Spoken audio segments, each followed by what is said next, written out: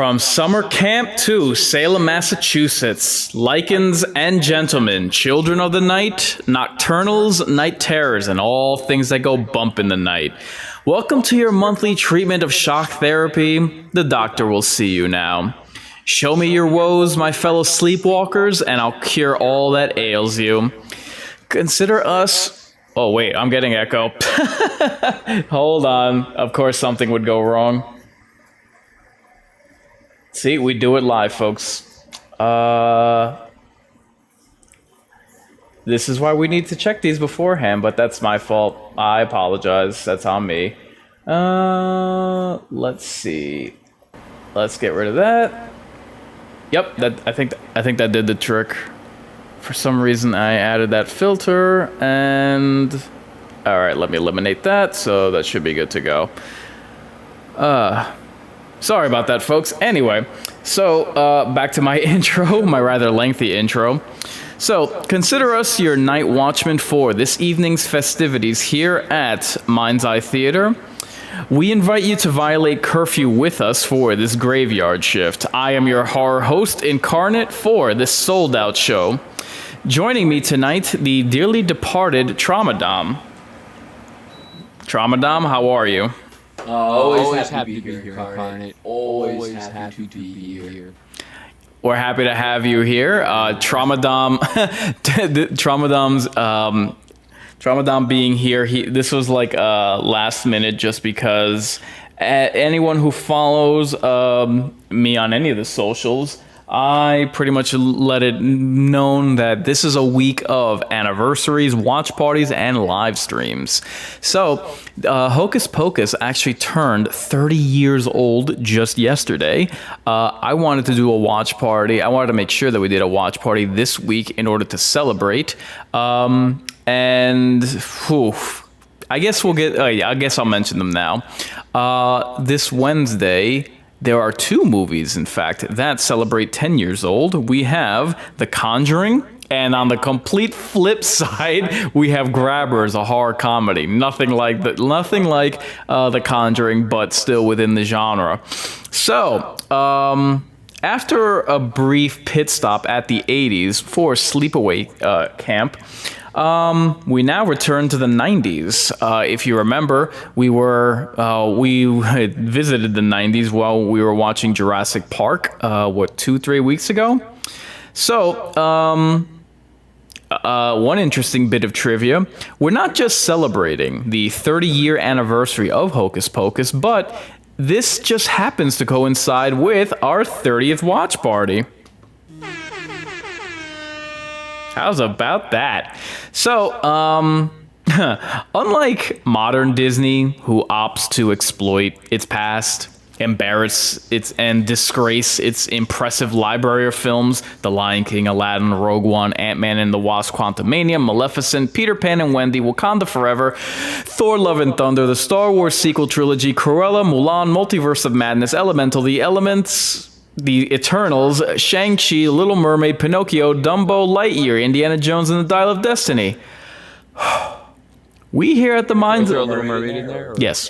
That was one of the... Just one to two. Yeah, one of the last five I mentioned. Good. We here at the Mind's Eye Theater wish to celebrate a time when Disney didn't suck. So, Dramadom, do tell the people, what do you remember about this movie? I don't think you want to hear that. I do. I asked. I don't. Oh, God. It's tough for me to not convey any sort of disdain for what I saw this year coming from this movie. What spawned from this movie. It just went completely PG. Too PG. Uh-huh. And when you see this, I always kind of thought this was almost a horror movie. Really? Like a low-grade horror movie. Yeah. There's proof that you don't need a whole lot of gore. You don't need a whole lot of sex. You need no virtue signaling whatsoever. You just need a good storyline, quality characters, and an authentic setting to make a really good movie. It doesn't have to beat you to death with a purpose. Right. It just seems like every single thing that comes out, like all the ones you just mentioned. Yes. And that's just from Disney alone, guys. Just Disney alone. is just a mixture of just cinematic dreck. I agree. I see what you mean. But it is refreshing to see this movie again. I actually really enjoyed this movie when I saw this as a kid. Yeah, I mean, like I didn't know until way later on that this movie, like a lot of people like didn't regard it well, which I'm like, really? What? Yeah, weird, right? Didn't regard it well, or just didn't regard it well. Like it's forgettable, or people just didn't like it? They just didn't like it. I mean, Really? It's one of those movies that, oddly enough, didn't do well upon release. It was not, it only made like 40 million upon release. Okay. Excuse me. So it was. I don't get it, but yeah, there are people that like don't think of it much of it. They wonder, how is this a classic? How is this a cult classic? Which I find weird, because it's like, what? This movie is rather inoffensive. Like, how could you possibly get mad that it's a classic? But whatever. Good taste is hard to find, I suppose, which is why I have all of it. So anyway, with that, with all that being said, I guess now would be a good time to address our totem pole. So your options are bottom of the barrel, shallow grave, and high stakes. So if you've seen the movie before, this would obviously be your film rating. If you have never seen it before, it would be what your expectations for the movie are. So why don't you take it away for a minute, and while I set up the totem pole. So just discuss the movie, what your impressions of it are, and I will set up the totem pole so that our fine viewers can watch along with us. No, I need you to talk. I know. Give me a second here. I'm just trying to look up which people actually made something of themselves after this movie. I mean, Sarah Jessica Parker, I think, blew it out of the park. Knocked it out of the park with her role here. Yeah. She looks enchanting. Yeah. Her acting was actually on par. I mean, it's really tough to compare her other movies to this, because none of them are really that good since Footloose. She was in Footloose? She was in Footloose. Holy crap. The original Footloose. Wow. The original Footloose. But I mean, let's see who else we have cast of Hocus Pocus. The original, guys, not two. Bette Midler, I mean, dude, I have nothing really... I really can't say too much bad about Bette Midler. Right. I agree. You had Kathy Najimy. Now, she's been in a lot. Yes. She's had a really extensive career. In fact, I would actually say more from Kathy Najimy than any of the three witches put together. She's had way more of a robust Besides career. Bette Midler, though, right? Well, Bette Midler's been in stuff. I mean, she was in a Seinfeld episode. Kathy was like the primary star in at least a couple of different sitcoms. At least, including one of my favorites growing up, King of the Hill. King of the Hill. Really? Yeah, she played Peggy Hill. Get out! I did not know that. Dead serious. Wow. I got really bored and I looked up the cast of King of the Hill a long time ago, and yeah, she was in it for every single season. Get out. I did not know that. Now let's see. I know. Let's see. Danny Denson. Yes, she was in American Beauty. Okay. That much I knew. But, I mean, I'm looking at all of her other things right now. She's 41 years old. Yeah. Crazy, huh? She's 41 years old. Jesus, how old was she when she made this? She must have been... I don't know. Look it up.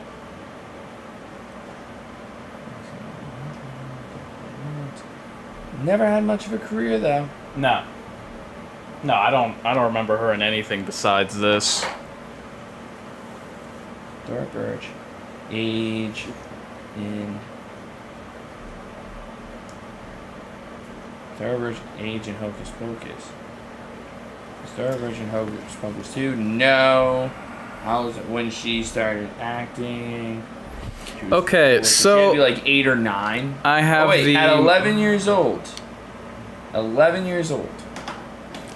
I have the totem pole up for everybody else. So be sure to cast your vote, whether it's your film expectation or it's your official rating for the movie. That is available on the YouTube chat. So let's see. I'll be giving reminders throughout the night, so to remind everyone to cast their vote. Naturally, I invite you to stream the film along with us. Queue it up on Disney Plus, because what else would you watch it on? And let me just take care of a couple of housekeeping items, and I'll be providing timestamps throughout the watch party to make sure that your viewing experience is synced up with ours, as well as for the convenience of anyone joining who's casually late to the party. So, this stream is brought to you in partnership with Hotness TV. If you're in the market, I do ask that you use our links in the description for our sponsors. This watch party is brought to you in partnership as a sponsor with Samsung as well as Jabra headsets. So if you need me to go over what Samsung does, Samsung, if they run the gamut of devices from TVs, tablets, cell phones, soundbars, 4K Blu-ray players, and surround sound home theater systems. Again, if you use the links in the description for our sponsors, it just serves as a nice kickback for the channel. The Watch Party has as a proud affiliate the upcoming horror documentary, Mental Health and Horror. So, just so happens that since it's an affiliate of mine, I'm eagerly anticipating its release, because once it's out, I'll be able to do a watch party as well as a review for the movie. If you're of a mood and you want to support the Inquisition, the PayPal link is up top. I'll consider it your pound of flesh. And the streaming service that provides us our software, they actually give us our own store, which is streamlabs.com/mindgamesinc/merch. So we are coming to you live streaming on Facebook, Twitch, YouTube, and Rumble. So I hope you have your cauldrons fired up, your black flames lit, and brought extra eye of newt. Therefore, without further ado, we now offer you this creature presentation. Tramadom, throw the switch. Here's hoping, since it is Disney Plus, that we don't have any annoying ads. Ah, we don't. Perfect. Use this mic. Because we were getting echo on that mic. I don't know why. I was getting confused. I was like, yeah, sorry about that. No, it's okay. I gotta do sound checks now. Between that and the one headphone,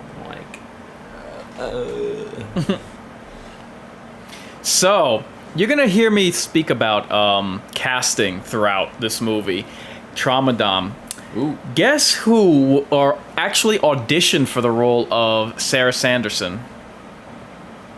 I don't know. Who? Jennifer Lopez. Really? Yes. I was like, what?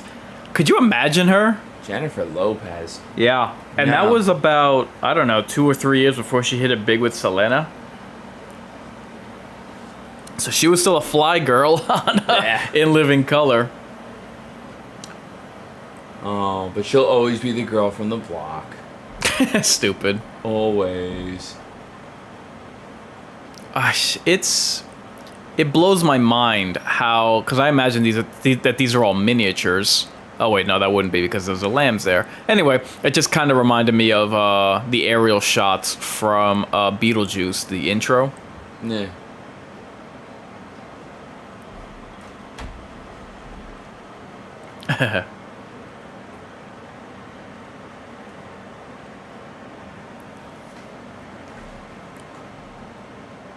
I didn't know this, but Sean Murray is who's playing the human version of Binks.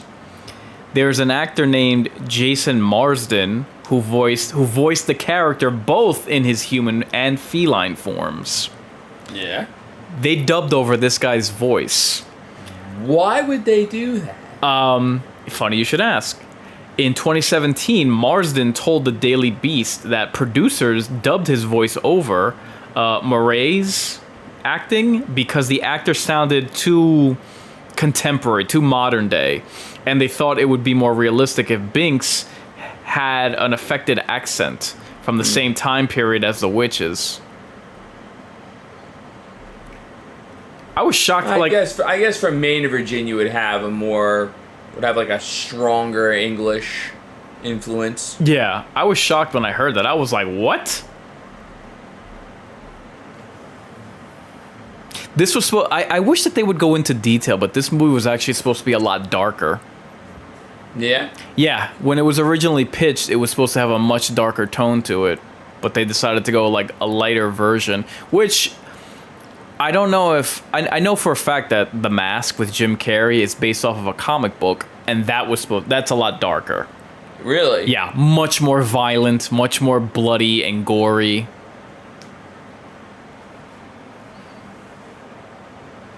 That was another epic movie, though. Yeah.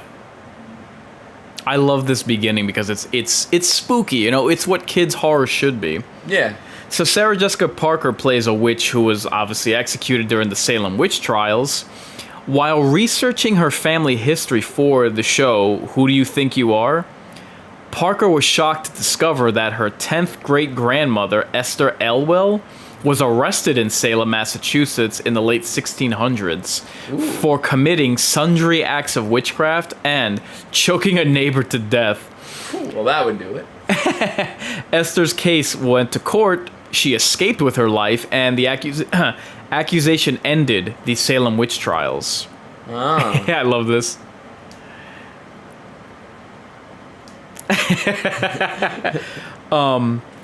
Parker said it changed everything about who she thought she was. Yeah, they get away with a lot of like creepy things in this movie, like a book made out of human skin.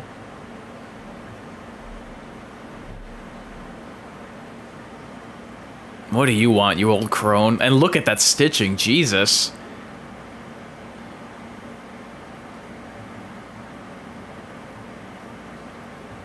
Cauldron.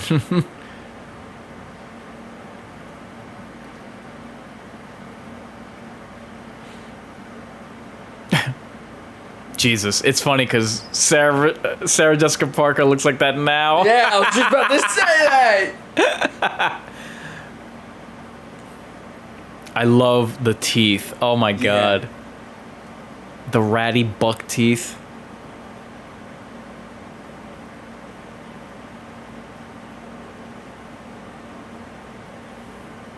Yeah, it's a lot of attention to detail regarding the set.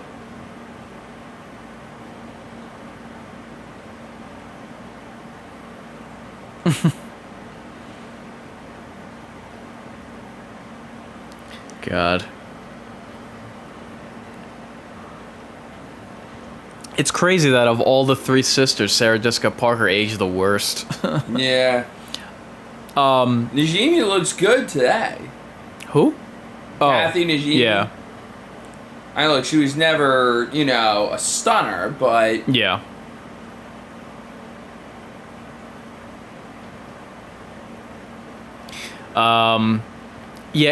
Tramadom mentioned at the beginning of this how Sarah Jessica Parker looked on point for this. It was a very weird... I'd have to do extensive research for it, but it was a very weird 90s quirk where hot blondes got progressively less attractive in throughout the decade and into the 2000s. Tara Reid. What did I mention? What did I mention previously as far as darker films? The Mask. Cameron Diaz looked amazing in The Mask, and that was probably the last movie she ever looked that good. Like, by the time of There's Something About Mary, it was like, she's all skinny and weird looking. Charlie's Angels. Oh. Ah, boy.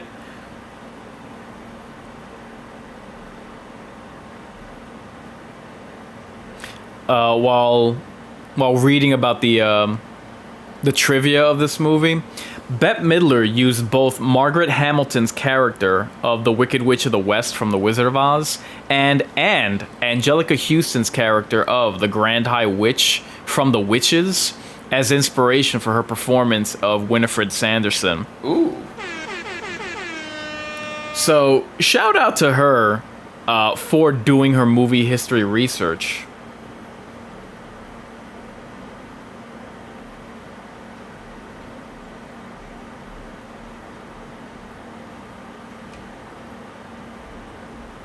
They're getting their hit of adrenochrome. So you notice that bark from Kathy Najimy. She actually intentionally played her character as if she were a hound dog on the hunt for prey. Really? Yeah. She meant to do that. Yeah, this scene was always really creepy to me. Like, literally sucking the soul out of a kid. Yeah, the life force out of a kid. So notice Sarah Jessica Parker's hair here. It's curly. Yeah. And then it's straight for the rest of the movie after this scene.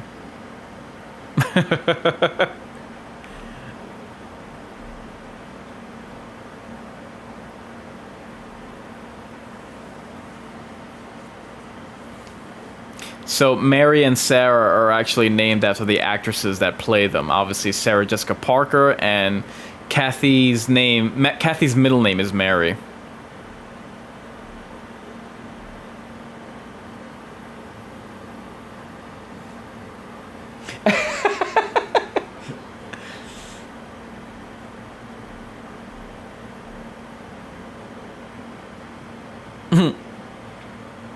I love the heart-shaped hair that Winifred has. Yes. It helps to make her look iconic.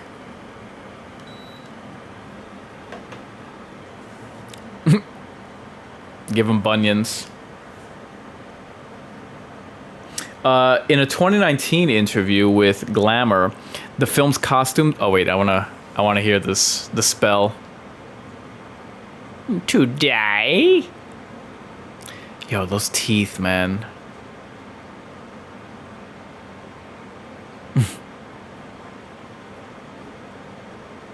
This part always kind of creeped me out. Not just because it's a spell, but like the background music. Yeah.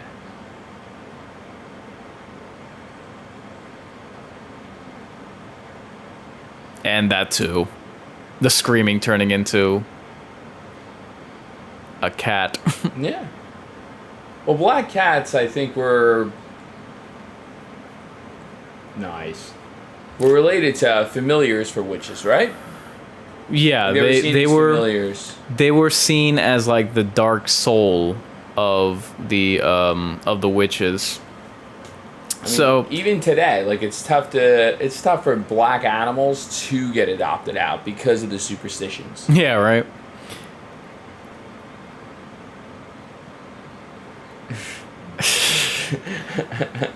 Yes, I love that.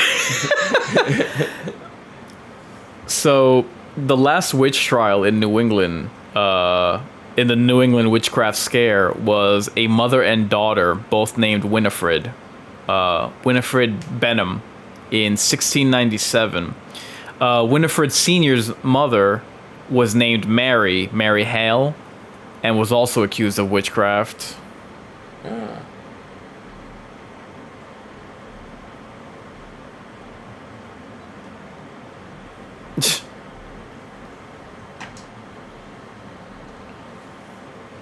So, while there are a number of historical inaccuracies in the Sanderson sisters' execution scene, they are shown being hanged, which, contrary to popular belief that Salem witches were burned at the stake.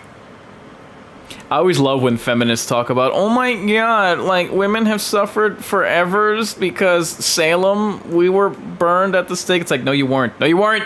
No. And plus, men were hanged too. And can I just mention how Many men were actually hung for that. Can I just mention how this is a this is a Disney movie for kids, and they show kids being hung. Yeah. I mean, kids being hung, women being hung. Imagine that getting away from the censors today.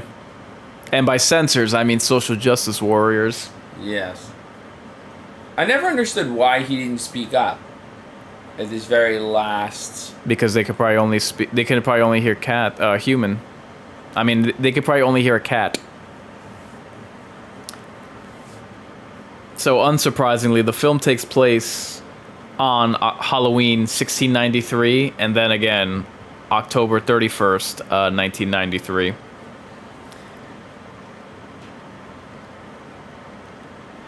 So, here is where, after the teacher finishes telling the Sanderson sisters story, Max doodles on a piece of paper which reads "The Grateful Dead" with a marijuana leaf above it. Ah.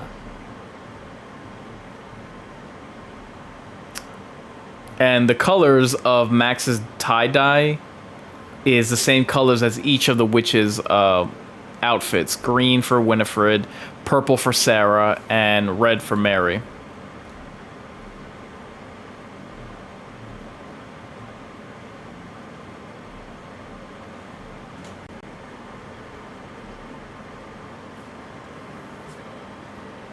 It would have actually been nice to have a cast reunion for the second one.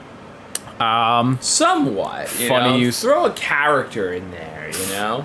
The girl that plays Danny, she couldn't because she was asked to come back, but she couldn't make it because of scheduling conflicts, which... What the hell else was she in? What? I know, exactly. To do what? What the hell else were you in?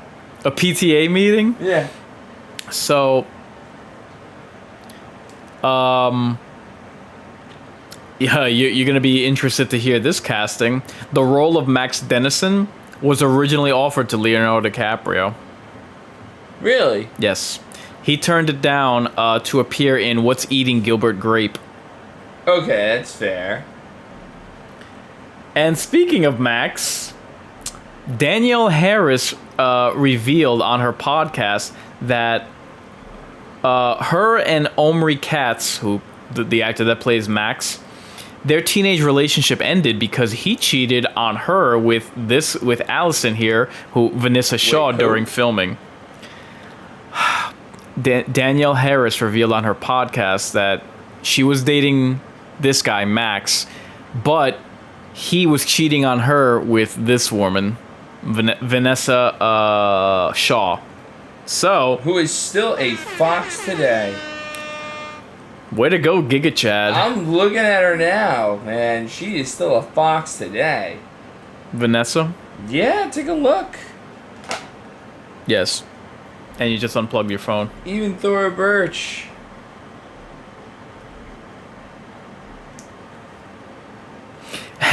Omri Katz, the guy that plays Max, he was 16 at the time of filming, and he revealed that he was stoned while shooting some of the film. Quote, "That was an age where I started experimenting with cannabis," he said. "Let's just say some of these scenes I was having a good old time." So he says he was misperforming and not hitting my keys or marks as a result, and others like director Kenny Ortega certainly noticed. So Kenny comes up to me and practically grabs me by my shirt, and he was like, "Are you high?" And I was like, "No, of course not." I was. He goes, "We got it done, but that was kind of a wake-up call. Like, dude, you've got to be a little more professional and make sure you hit your cues."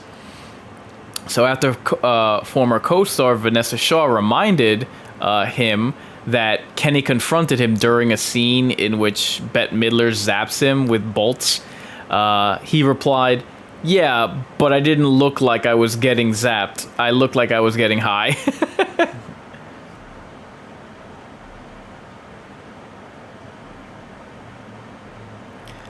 These guys gotta be like the original douches that I remember seeing in movies.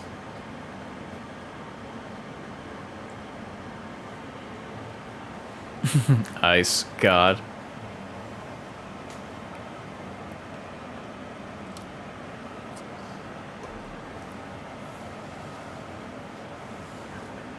God. Those run for like 300 now. Yeah. Are they? Probably. I know way too many dudes that like collect sneakers. I don't know. I don't get it. I've never seen. I don't have a need for it. Like, look, I'm kind of past the phase of liking, having my sneaker fetish, having to get new kicks every summer and every well, not even the summer, the beginning of fall, as well as Christmas. I mean, watches I understand. Yeah, that's like the new thing now.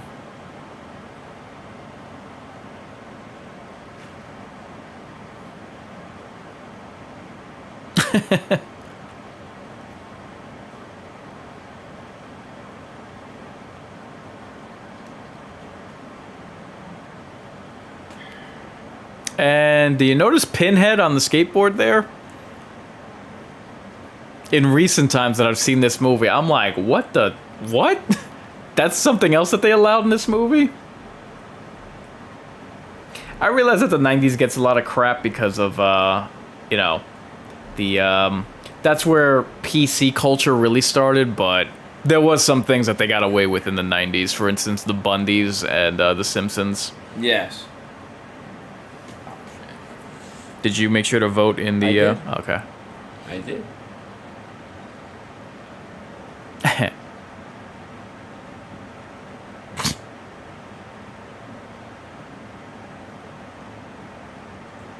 She is chalky. Yeah, you are terrible in American Beauty. Stupid. Yes, you crab. Of all like the little sisters in movies, I do remember she was actually fun. I wish any of my sisters were like that. That's at least cool. Like I like the kids in this movie way more than in Jurassic Park. I want to make a note of that. Cuz it always amused me that Jurassic Park is for kids and this and I'm like, I don't like the kids in Jurassic Park. I was rooting for the dinosaurs. Yeah. Even as a kid, it always amused me. I'm like, dude, I do not like these characters, especially the girl. Yeah, they were kind of irritating. And forgetful. They were just annoying. I can't forget these two. Yeah, right? It's amazing how she could be bratty and yet funny and endearing. I love these old New England houses, man. Jesus. I love these old New England houses. So, in a 2019 interview with Glamour, the film's costume designer, Mary Voigt, said that each witch's outfit was tailored to resemble the character's personality. So Sarah's dress was inspired by Sleeping Beauty. Which one? Sarah. Okay. Mary's resembles a baker's uniform, which is hysterical. But Bette Midler herself inspired Winnie's look. So Voight recalled, when I talked to Ortega about my vision, the director, my vision for Bette, I said, you can't put her in some black witch outfit. You have to put her in something that's colorful and fun and has a little sparkle to it.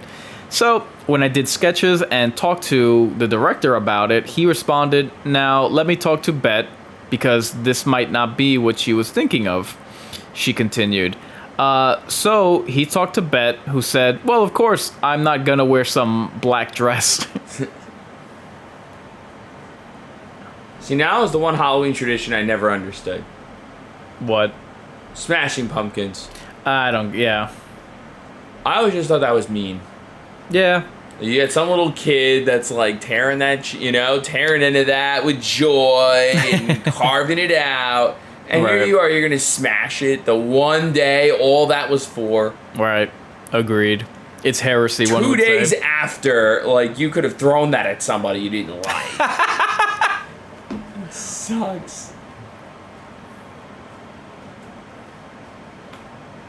Yeah, these guys go over These guys go overboard, which I guess they're doing their job. Like, you're supposed to hate them, but... Yeah, I mean, I like him.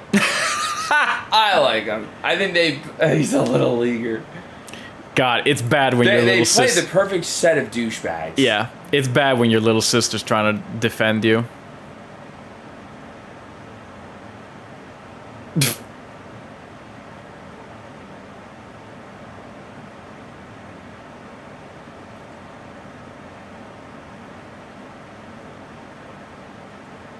I almost stupidly asked, where is this set?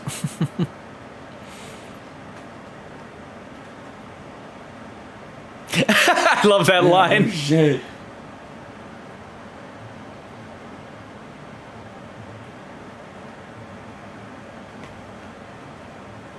Oh.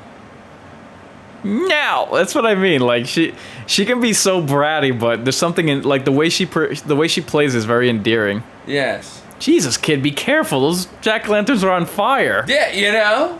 And you're around hay. And this was back in the day. This was, like, before all the fake stuff. Yes. The battery-operated candles. Yeah. Like, you could see fire there. Yep. Agreed.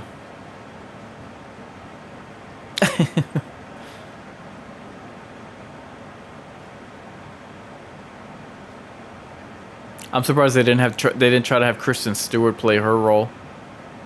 Oh God, no. Yeah. No. For real. I've never liked her as an actress. Never. Like, not even remote. Like, at least Scarlett Johansson was hot. Like, Kristen Stewart was just awful. I always thought she was just annoying. She's I talentless. hate it. She's not even forgettable. I hated her. Talentless. I hated her in the Spider-Man. I hated the Spider-Man movies entirely. I never understood the original Spider-Man trilogy. I never understood why people liked it. Kristen Stewart's in Spider-Man? Yeah. I mean, Kirsten Dunst? Yes, what did I say? Stewart? Yeah, you said Kristen Stewart. Oh, I meant Kirsten Dunst. All right, yeah, now Sorry. you're crazy. Nope. Nuts. So Kirsten Dunst is still a fox. Allison's house is only two doors from the original witch house.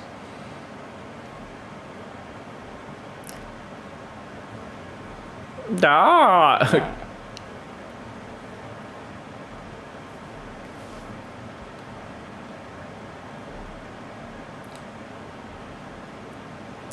She was in Vanessa was in Vanessa Shaw, who plays Allison.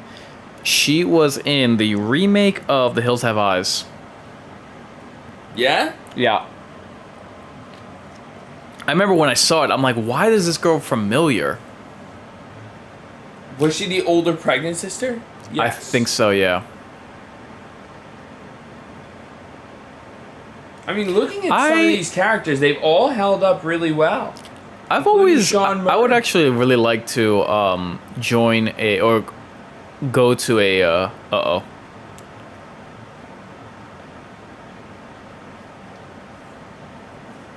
Yabos, what a jerk. Oh my god. No. Yeah, I've always wanted to attend a Masquerade Ball. They actually have them in New Orleans, a vampire Masquerade Ball. Ah. But, like, you know, I would have to pick out a head-to-toe goth outfit just to be able to attend that, which would just take up space in luggage, and just to wear for one day. I don't know, maybe one of these days, but I absolutely love Halloween in New Orleans. I was there for a week back in 2019, obviously before 2020. I was there for a week and I still couldn't do everything I wanted.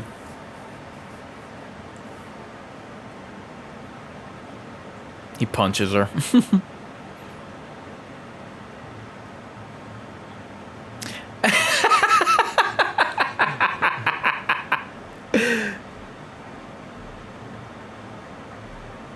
Uh-oh.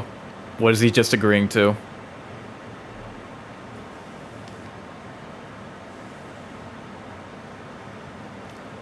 Oh, Jesus.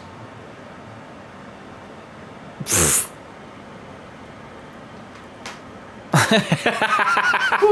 Now that's more like my sisters. Oh.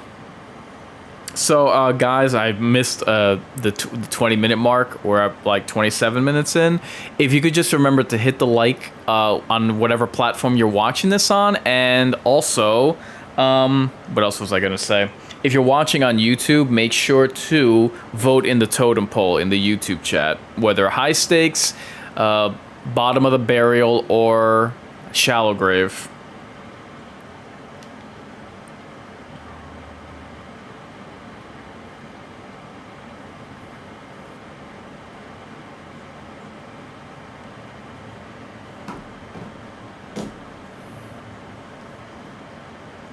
I realize that a lot of people weren't crazy about the sequel to this, but I was just happy to see the Sanderson sisters. Like, I understand, like, the other characters were annoying, like the librarian, for instance, the fat librarian, or whatever, the curator. And I just watched Hocus Pocus 2 just to be able to, you know, see the Sanderson sisters back in their, you know, back in rare form once again, nearly 30 years later. Sorry, I missed that. I was just like... Zoning out? No, I was like imagining beating you to death in my head. Oh. It's a night and day difference. I'd have to rewatch it because, again, I'm sure... I only watched it for Bette Midler, for Sarah Jessica Parker, and the other one. Like, I'm sure that the other characters were annoying. I don't doubt that. And to be honest, I don't even remember what the plot was. Shh, don't speak its name out loud.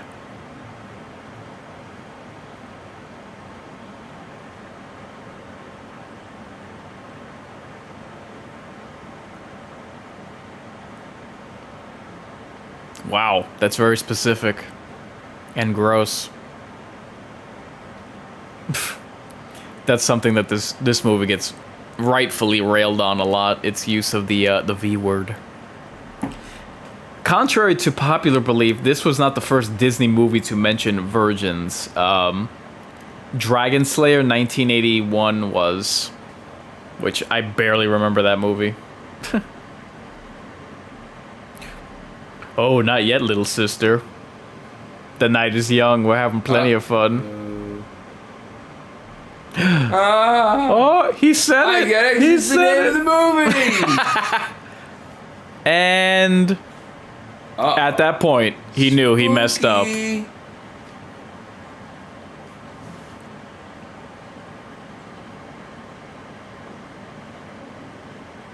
This part was also kind of creepy.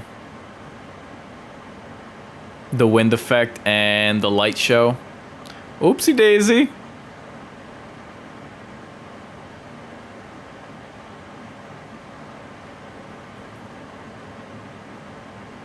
Oh, I forgot the book. Dance varmint.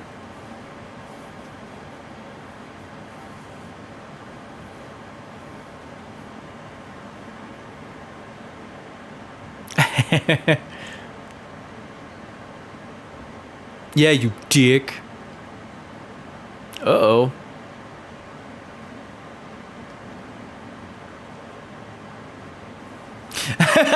The look on his face. Well, we're certainly in it deep. This was such an epic scene. Yeah. And now her hair is straight. The cat's eyes went from green to yellow.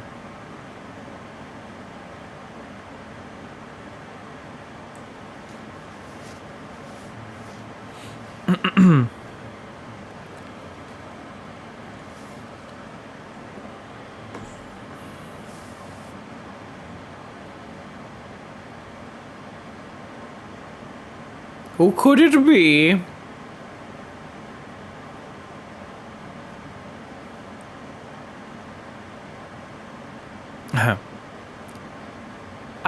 I don't remember if they went like as extreme with the look of the book for the sequel. No. Yeah, they probably toned it down, right? Mm-hmm.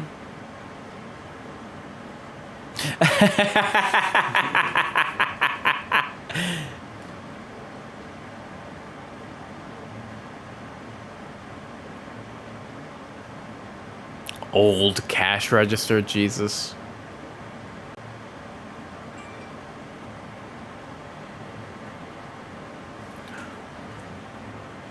Much.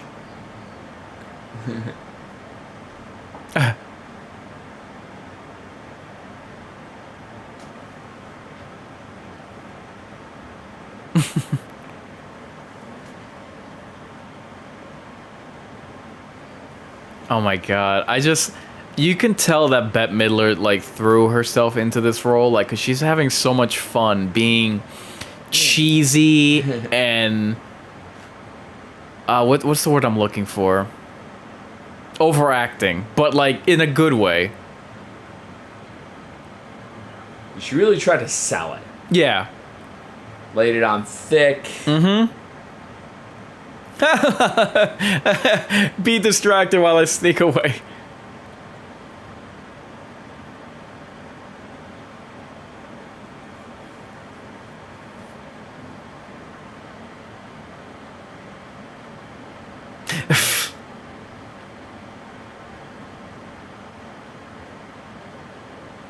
Oh. You're gonna just toss her in the cauldron?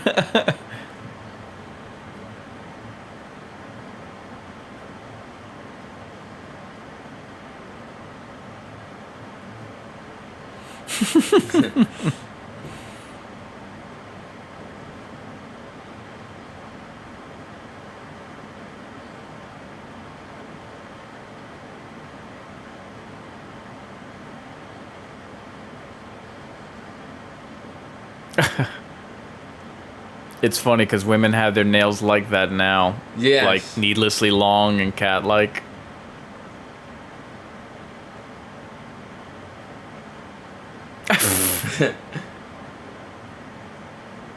Oh my god, I forgot about that part. No, not Halloween candy.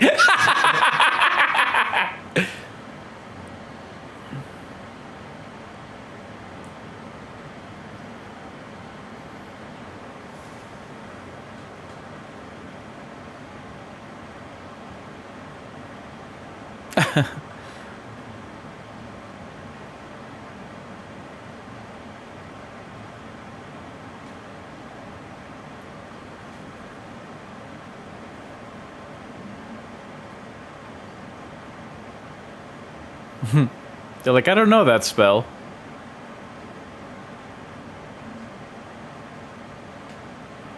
No. This part of the movie is a fallacy. What? A sprinkler system would never do that. Why That wouldn't it? specific one, there's only a deluge system that'll do something like that, where they all go on at once.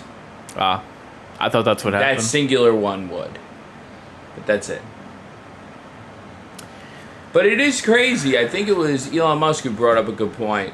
The technologies of today would be seen as witchcraft in the past. Oh yeah, a plane flying. Or fire from his hand. So Rhythm and Hughes, who created this CGI Thackeray Binks, they went to great lengths to ensure that his facial features were those of an actual cat. The studio found it too realistic, notably the fangs and the teeth, and felt that he might be too scary and sinister. So to make him appear friendlier, Rhythm and Hughes made his fangs smaller and less pointed.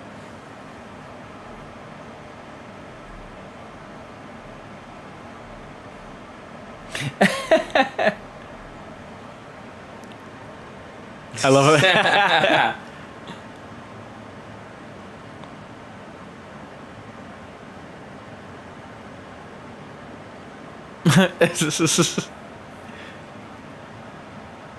Oh god, I love it. It's so freaking stupid.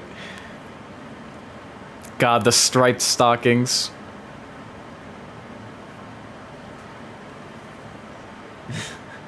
It's so funny.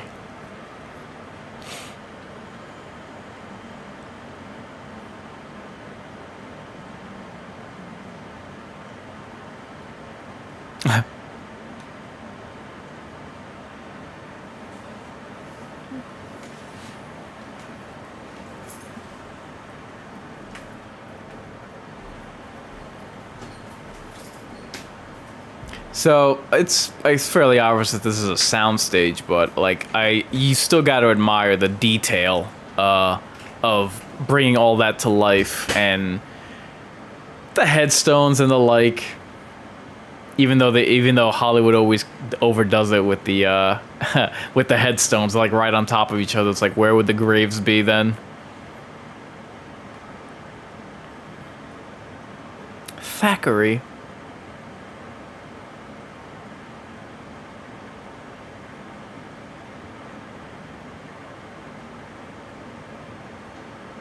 Oh boy, here this comes.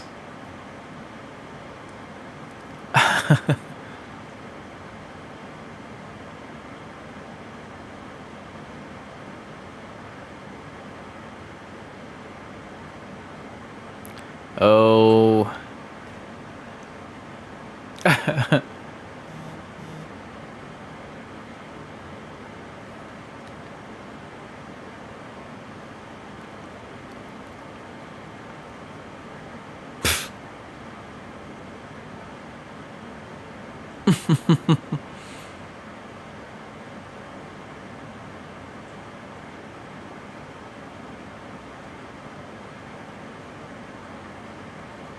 And here we go. That's an actual spider. On the Hocus Pocus 25th anniversary Halloween Bash 2018, Sarah Jessica Parker revealed that she actually did eat the spider.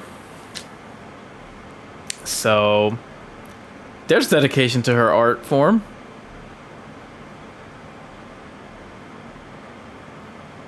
Oh my god.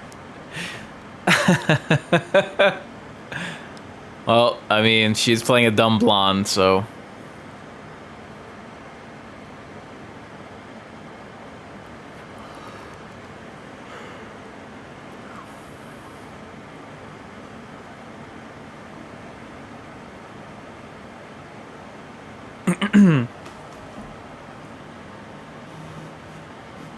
Oh.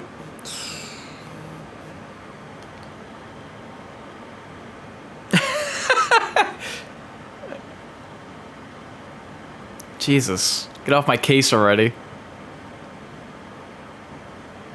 Yeah. Oh, you'll see. You really do have to appreciate, like... Because it does, like, obviously it's fake, but, you know, it's fluid enough to be believable. We're hitting the 40-minute mark in 2, 1 now. Guys, make sure to like the video on whatever... Make sure to like the video on whatever platform you're watching. And if you're watching on YouTube, make sure to vote in the totem poll.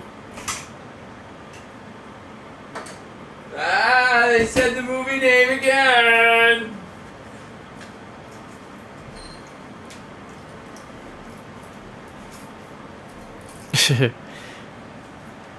Oh, someone got jealous.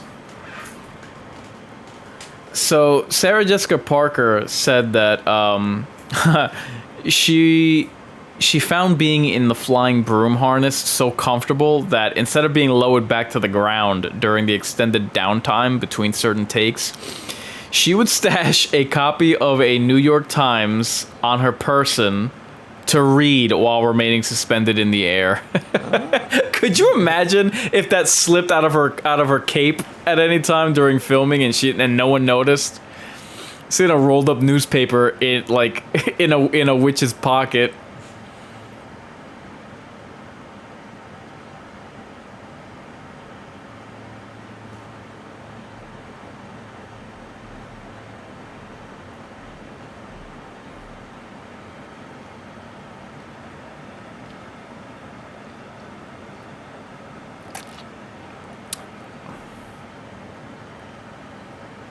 Uh-oh.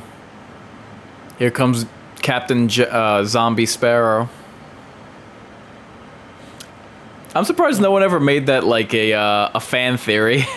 Yeah, I know. It's a good analogy. Yeah, because it's the hair. The hair and like the... kind of like airy expressions. Yeah. Really spacey. He does have like an Edward Scissorhands type deal. Or Edward Scissorhands, yeah.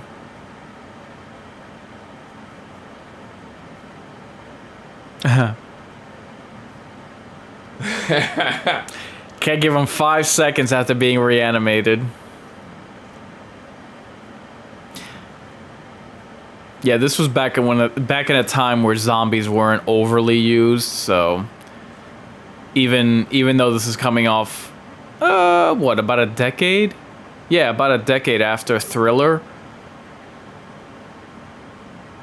Oh, goodbye. Even though I guess technically he's not a zombie. Well, I don't know. He is the undead risen.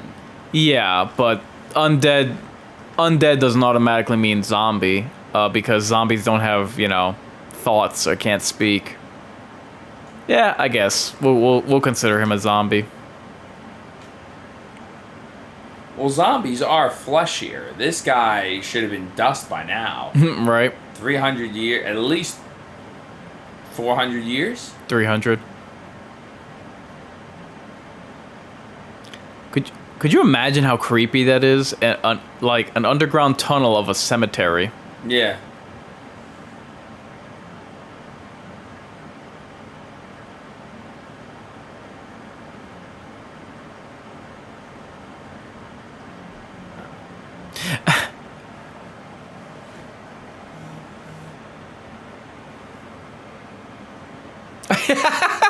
It's so angry. I love that. Double damn. I gotta say, I've had some fun times in cemeteries. You have? Yes. It was me and a few other kids, and we would dig just outside of a couple of them. Oh my god. And we would tell the unsuspecting kids that came by that one of the bodies escaped. Wow. Old Trauma Dom. Or Yeah. actually young Trauma Dom getting in trouble.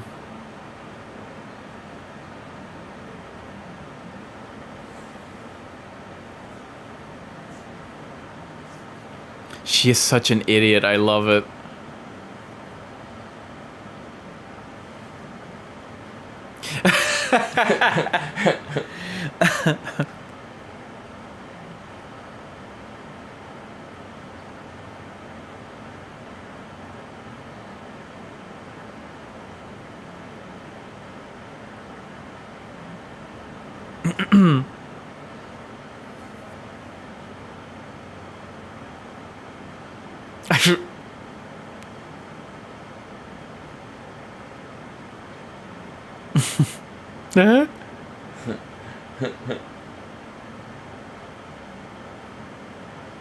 Teeth right, so iconic. Yes.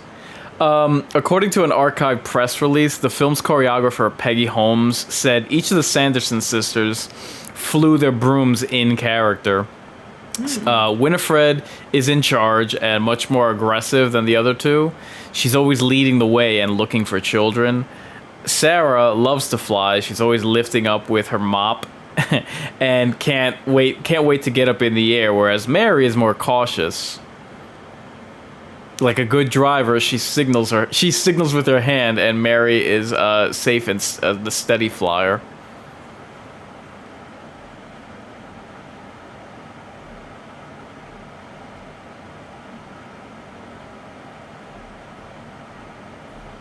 Awfully charming for a bus driver. I wish he drove for transit. Oh my god. Her overbite. This guy looks familiar. Yes.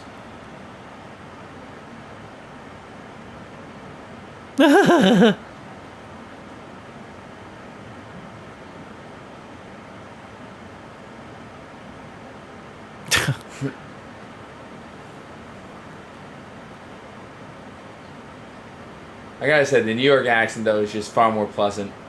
Yes. Far more pleasant on the ears. Agreed. No offense to any of you New Englanders out there. So I guess... I love you all. But not anyone from PA.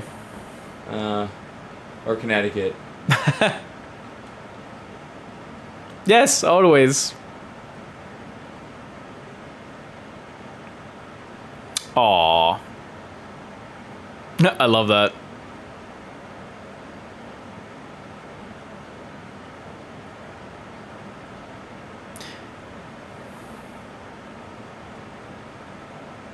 Damn. We'll say the cops did it.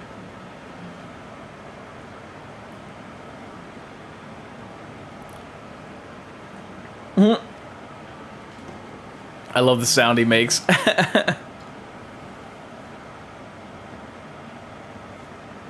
Oof.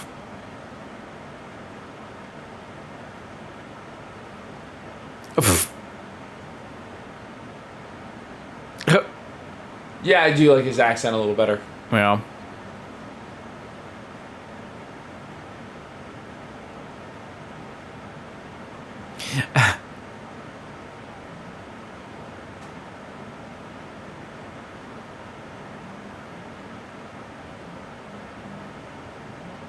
I love that.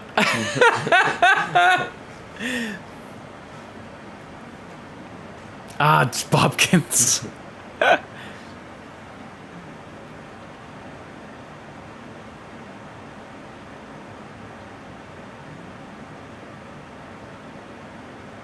I love that. I love how she's all traumatized. Oh, Mrs. Potts. Little kid dressed as Mrs. Potts. Aw, that's from a Disney movie.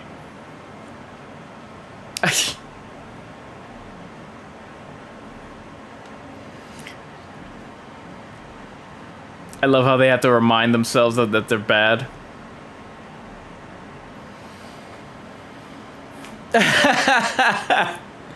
It's so stupid.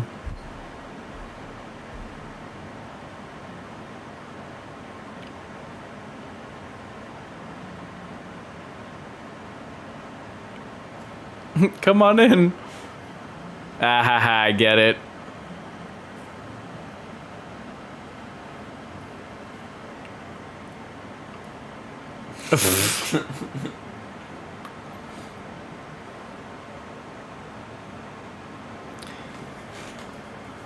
So this this part's kind of funny, and I'll explain why in a second.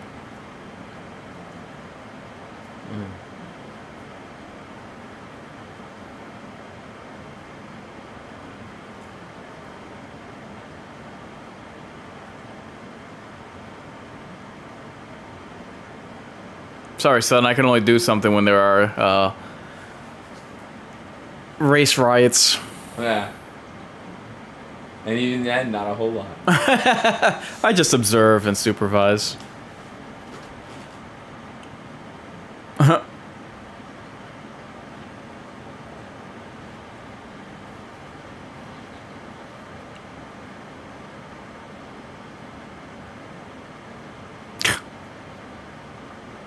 This guy's a chin like an anvil. Hey!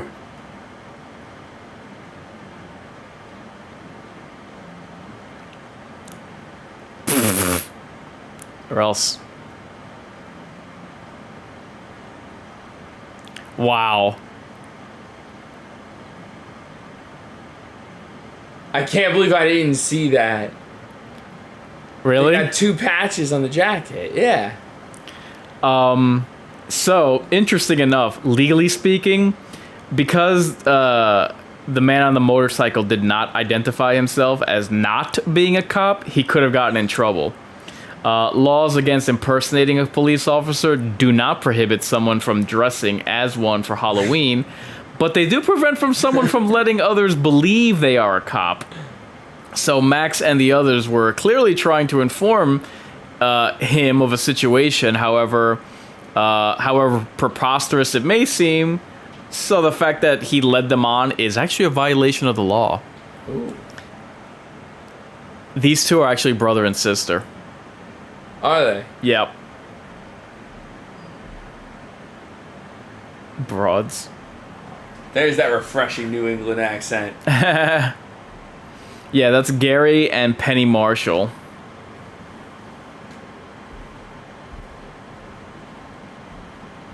I love it. I forgot that I remember kids stole the brooms, but I forgot that they were dressed as the Sanderson sisters.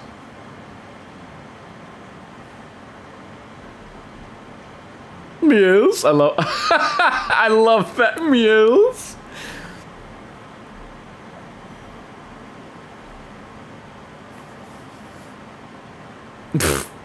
Speaking of,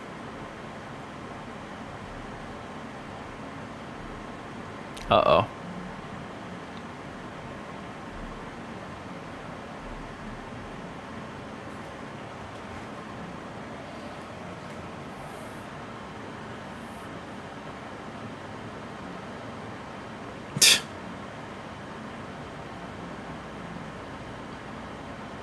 Uh-oh. Oh, that's never good. What the hell is in her hair? Party's over!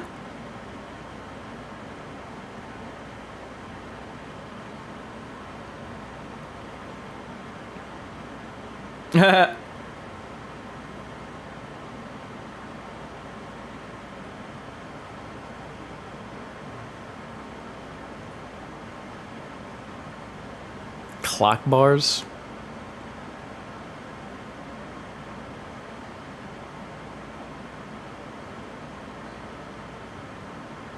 Really? Karen fucking carriers.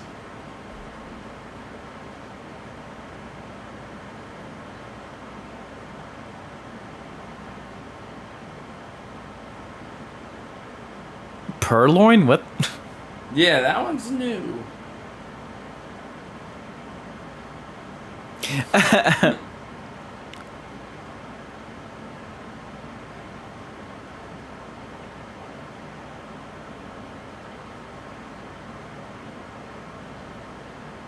Everyone's so aggressive in this movie. Probably just the area. Frolic. Jesus. I love the... Oh boy, here we go.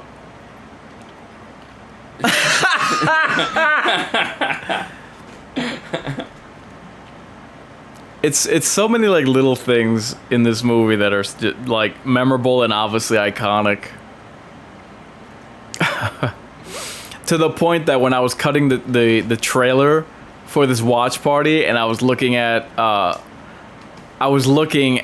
the original trailer for this, it was, I had to be very selective because I need to keep everything, you know, to a certain time limit. Like a YouTube short can only be 60 seconds. There's so many iconic parts about this movie. I had to like be very selective over what it is that I picked.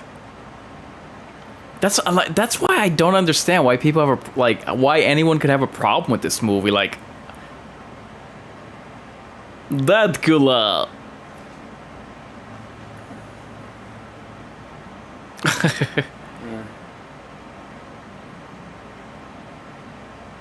He's like the car, the house.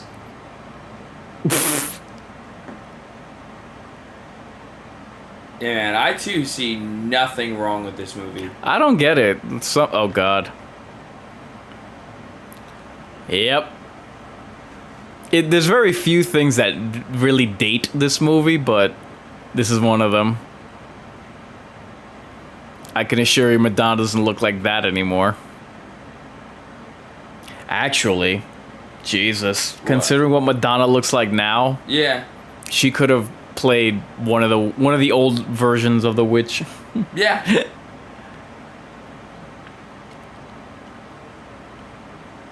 Oh, or at least one of the undead. True. See the way she looks now, man? She's like the world's strongest bird. Like, yes. She's got nothing there.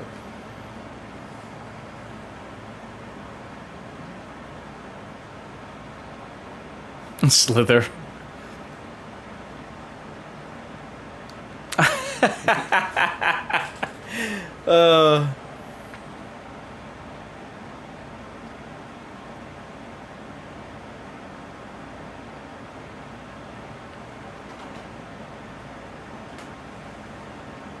So, during this scene where they take the stage, a clown can be seen in the party audience. He has red hair, a bald cap, a green tie, red and white striped shirt, and blue jean overalls.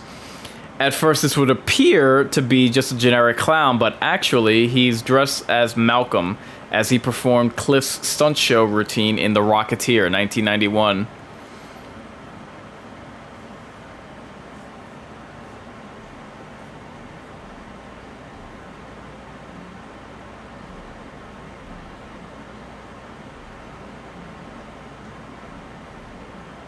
I love that. Oh no, look everywhere but me.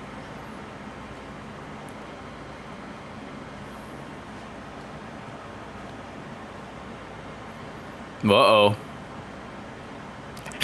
I love that.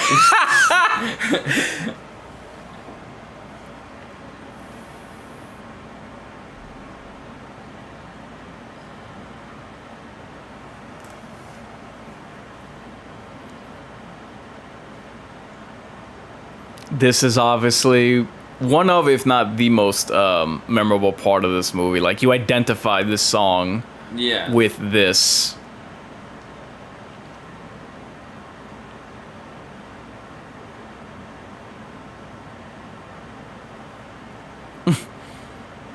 I wonder if she's ever performed this, like, on a live talk show or something.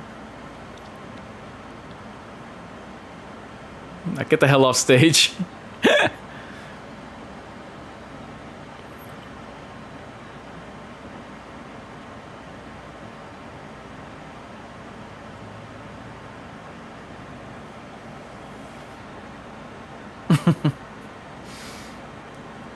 Jesus, how old is Bette Midler now?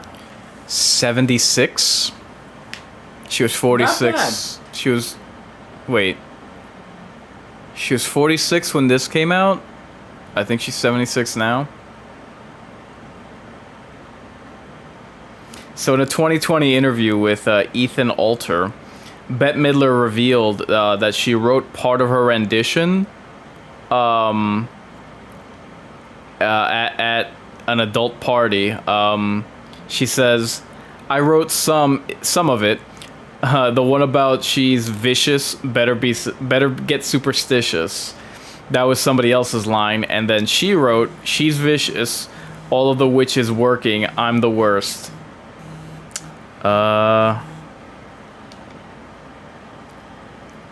Okay, we're about to hit the 1 hour mark.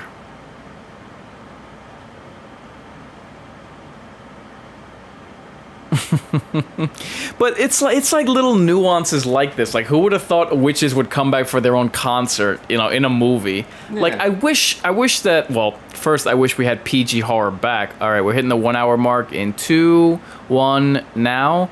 Guys, make sure to like the video, whatever platform you're watching, and if it's on YouTube, make sure to vote in the totem poll for what your film rating is. So, yeah, I wish movies did weird, crazy thing, took chances. You know what I mean? Did a weird, funny, out of place thing in a kid's movie, just to give it some what's the word I'm looking for? Some nuance, something unexpected but still funny. Like, watch The Nightmare Before Christmas, and you know exactly what I mean. Like, at the end when. When Jack is confronting the boogeyman and he has this, I don't even know what to describe it. It's like a gambling torture chamber of shooting cowboys and wild cards with swords. It's crazy stuff like that you know, it's inventive, it's creative.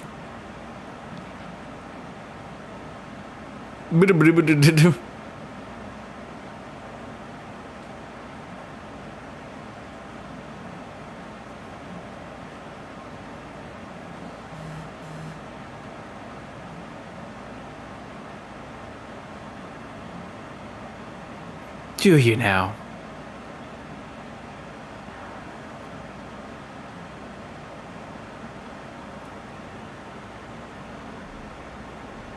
That's so true.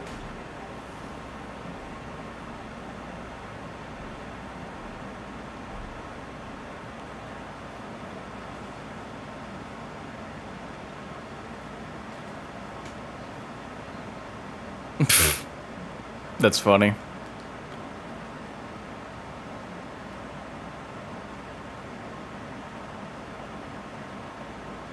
Wasn't, you know who he reminds me of? Who is also named Max? Goofy's son. Yes. I wonder if they voiced him in anything. They go back to walking like that.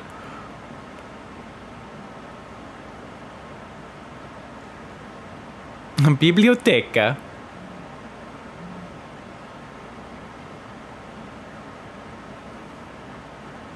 Pottery class.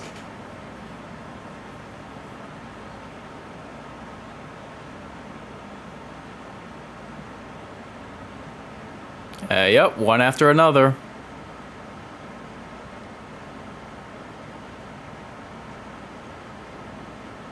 Yes. They would never have this in schools now. Oh God, no. They would never have. They don't have this anymore. I love this. It's hot. It's hot.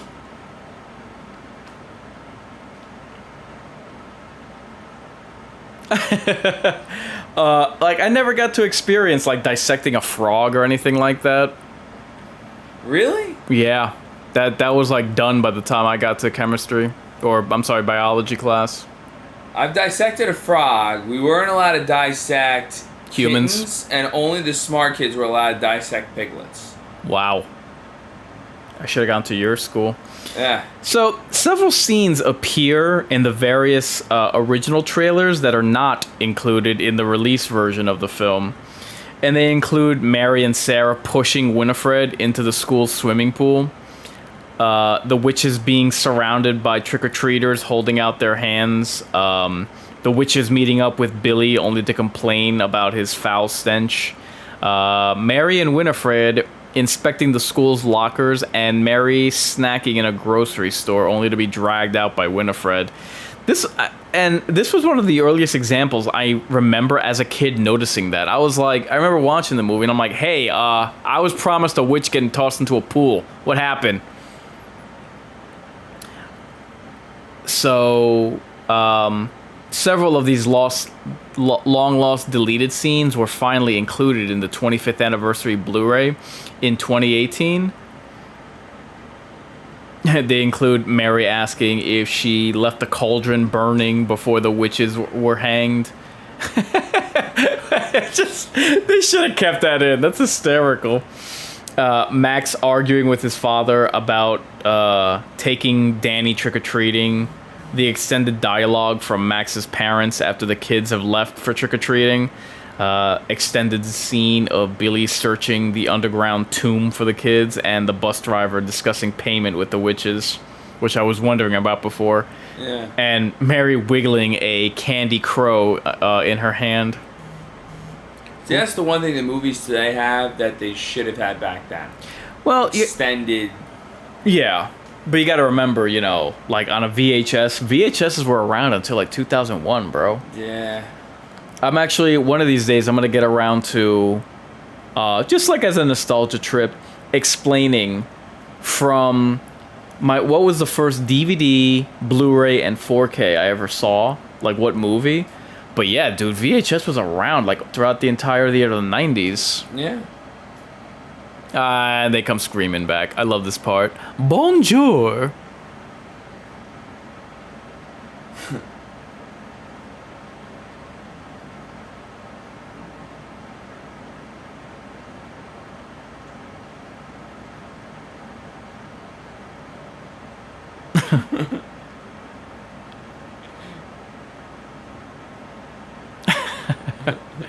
She's just hysterical.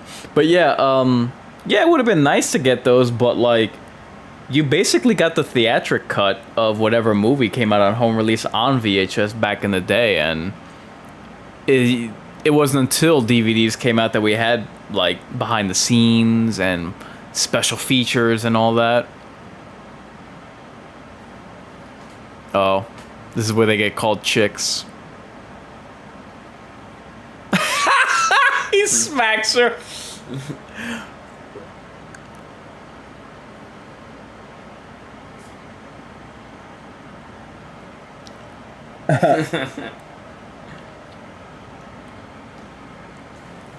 Uh-oh. Wrong move, Chief. Chicks? I love that.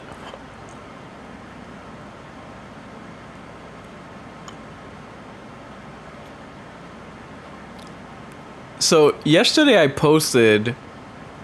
I try not to give oxygen to people who disagree with me, because I expect that. I expect, not everyone is always going to agree with me. Yeah. But I posted on my Reddit, or on Reddit yesterday, how, hey guys, just so you know, Hocus Pocus is celebrating a 30-year anniversary today. So I posted that, and somebody actually wrote, "Why would you be posting on a horror subreddit about Hocus Pocus? That's for kids." I'm like, do you really not think that they make horror movies for kids? Yeah. Like Sleepy Hollow, the cartoon version. And the Johnny Depp version. Well, that's not for kids. It's like blood, and that was rated R. There's blood splatter in that. The Witches, also from the 90s. The Nightmare Before Christmas. Beetlejuice. I'm like, dude, what the hell? What are you talking about, man? And horror should be for, all ages, meaning there should be horror movies just for kids. I think ghost stories are a great opportunity for that. Obviously adults, teenagers, yeah, but oh god. I think of all demographics, I hate horror for teenagers the most, for obvious reasons. You just fell asleep with a skin book next to you with an eyeball in it.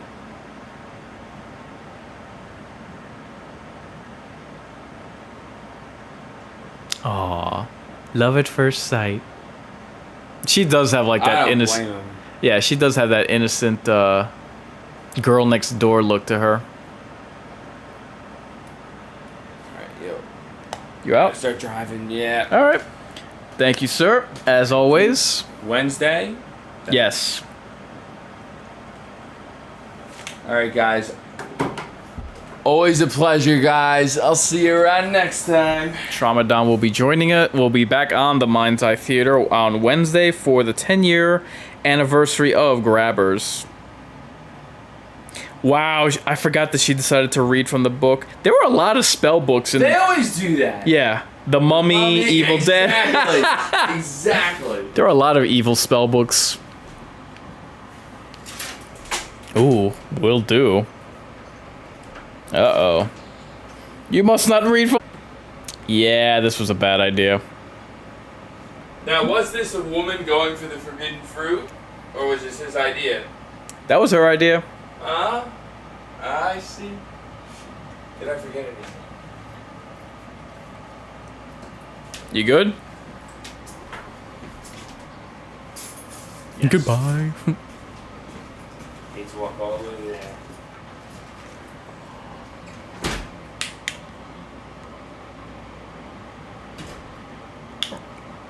Okay. Oops. What could this be? It's always a sky beam. Tuh.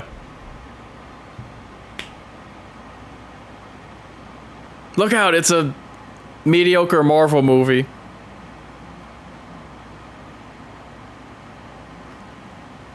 I love this part. 1 broom, 2 broom, vacuum. A mop. Away we go. And of course. Winnie?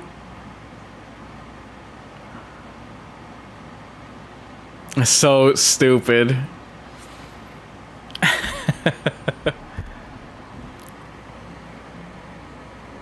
Yes, please tell me more.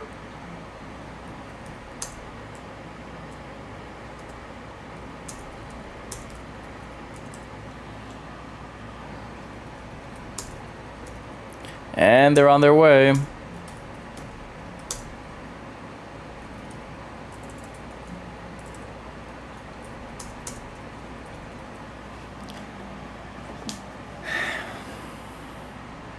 This part was also kind of creepy as a kid, like when they sneak in. And take that book with you.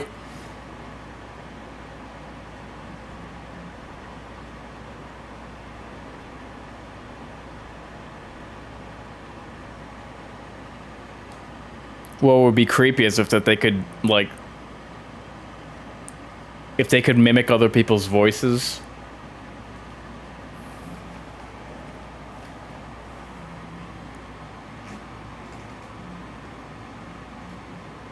You don't say.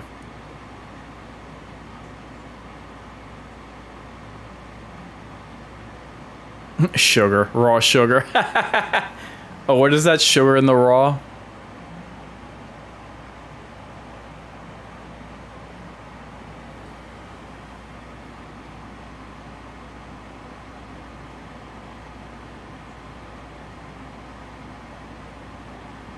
What about new boyfriends? Oh, you cad.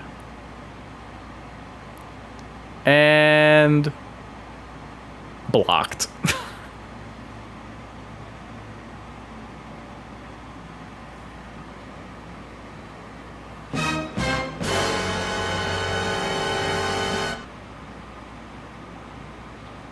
What could this mean? Old bean. Oh, jeez. You don't say.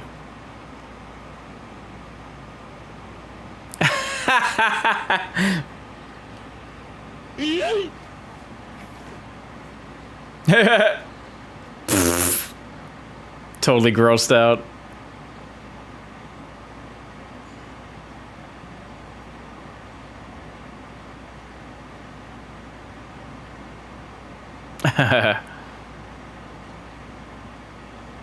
Why don't you throw it on them?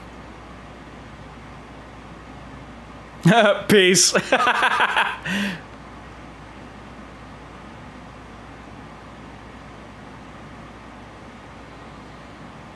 I always thought that was a cool effect.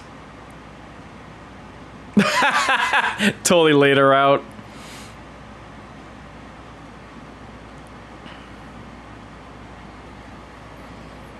Well, I better be getting home.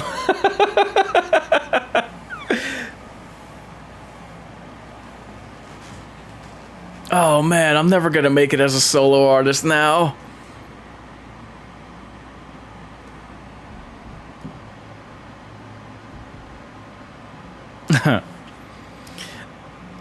So, contrary to popular rumor, the song Sarah Sanderson sings from the sky was not written by Edgar Allan Poe. I had never heard this rumor before, nor does it carry the style or meters he would have used. It was written specifically for this film by Brock Walsh and was composed by James Horner. This is the only music in the film that was not composed by John Debney.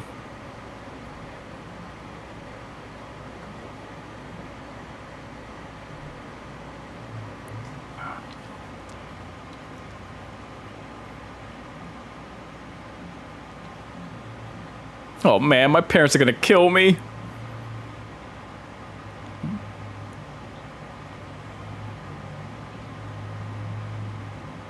Hey, you guys. He starts throwing debris at them.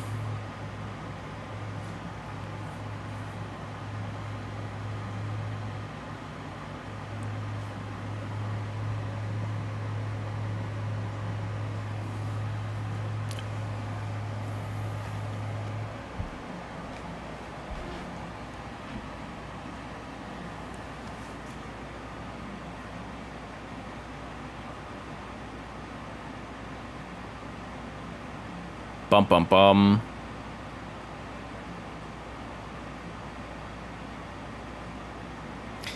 That is kind of a creepy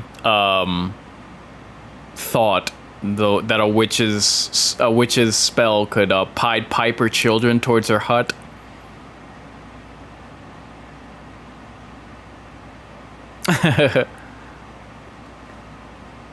Oh, I forgot that these two were still strung up.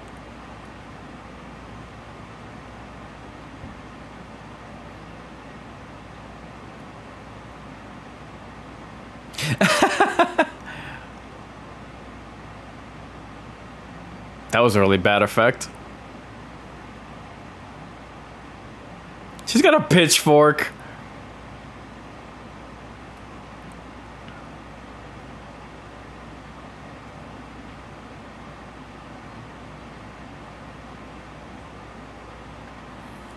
Ouch.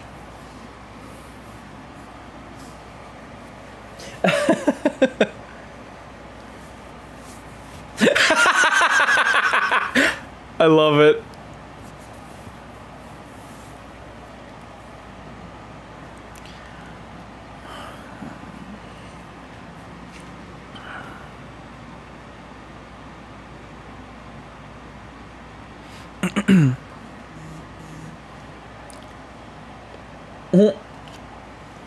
Yeah, something tells me that they're not going to give her much of a choice, Chief.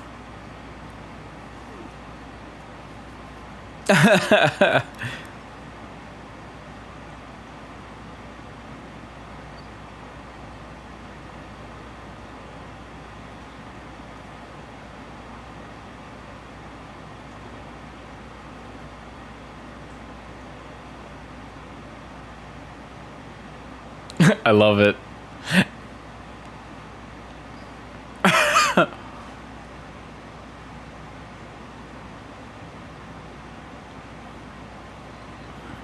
They do have very clever ways of, like, tricking them, I gotta admit. Just bring the whole chair with you, dude.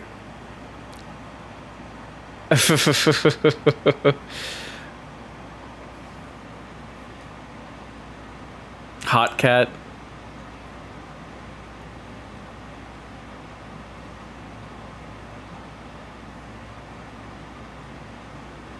Oh, God. Ew.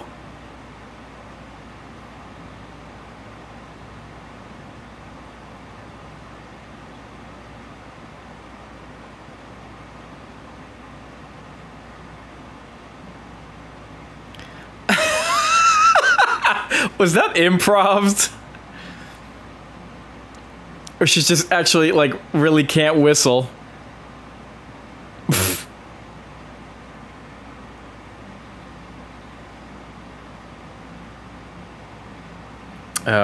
What do we got here?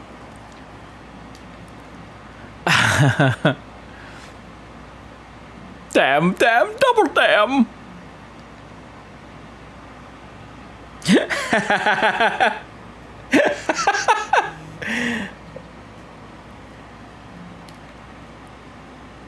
All right, we're hitting the 1 hour 20-minute mark in 4, 3, 2, 1 now. So this will be the last reminder, guys. Make sure to like the video no matter what platform you're watching it on, and if you're watching it on YouTube, be sure to vote in the totem poll for your official film rating.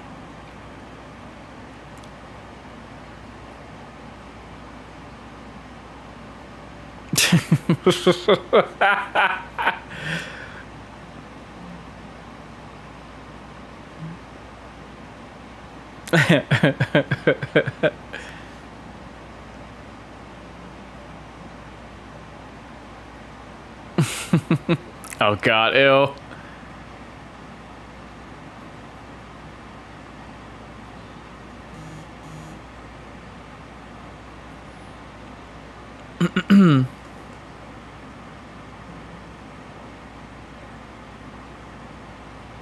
Oh, I forget this scene.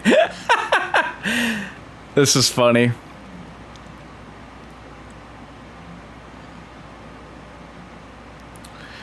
It's always funny whenever you have like a fish out of water story, and Disney did this a lot. Like, for instance, with Aladdin, where they would have like modern pop culture references or modern vernacular for characters that, you know, are either from the are from the past, or, you know, the fish out of water story. It's just hysterical. They started doing that with Aladdin, I believe, because that wasn't in Little Mermaid. Oopsie daisy. So, eagle-eyed fans will notice that the stitches keeping Billy's mouth shut are sewn in the pattern of XIII, the Roman numerals for 13.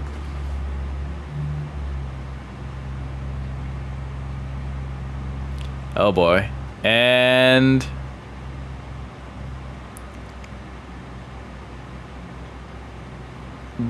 those are actual moths. Hold on. Throttle.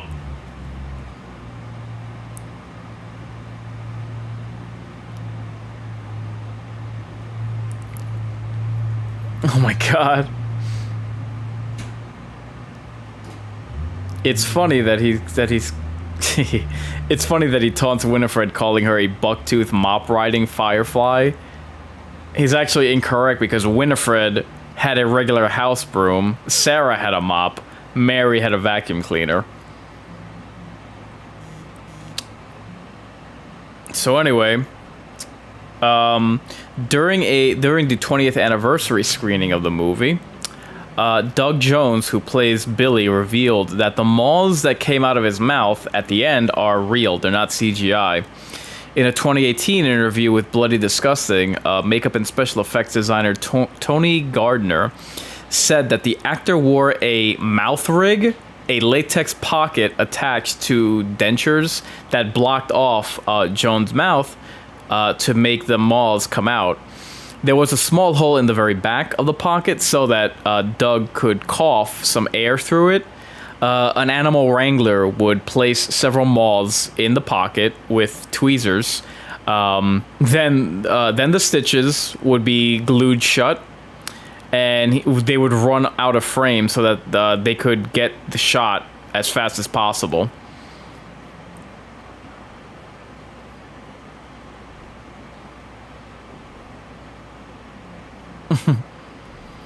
The cemetery set was filmed at the largest soundstage at Disney Studios. They used real birch and elm trees from the East Coast that were uprooted and moved to the set.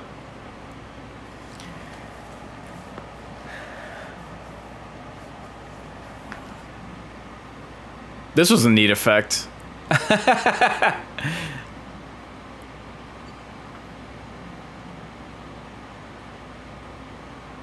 Uh-oh.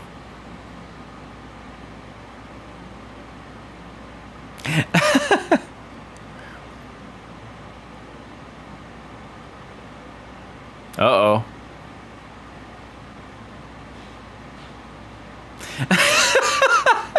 I forgot about that part. She just totally punt kicked him.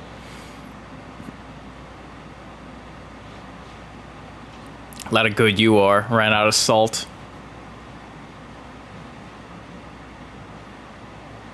Damn, I missed the pun where she threw that at Sarah. I could have said, you could say she got assaulted, but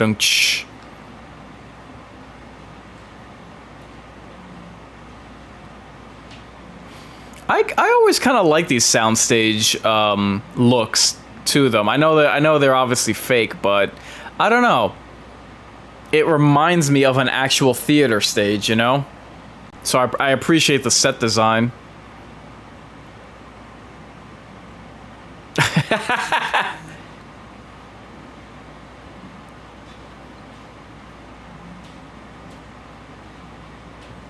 This was pretty clever. Ouch.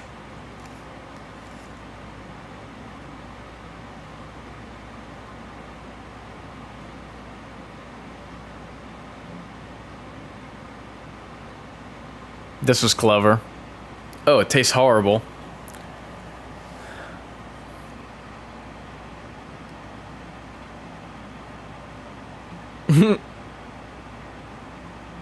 She tosses her off the broom.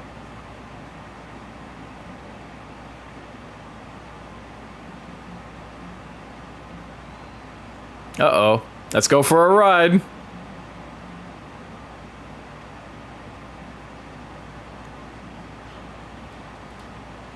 Uh-oh. Give us a smooch.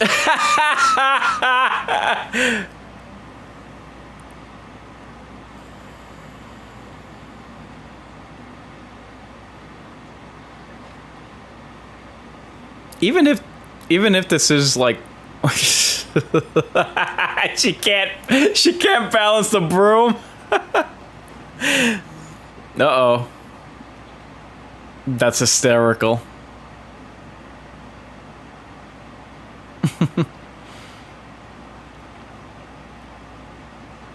Even if this is whimsical, it's still kind of creepy, the idea of like your soul, your life force getting sucked out.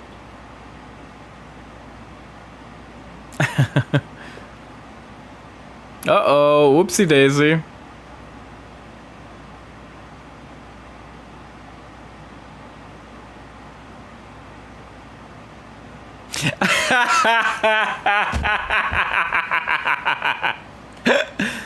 Ouch.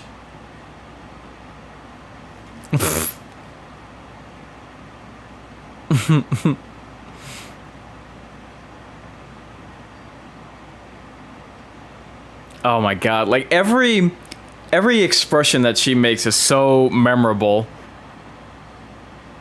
Uh-oh. Oh Jesus. Oh Jesus.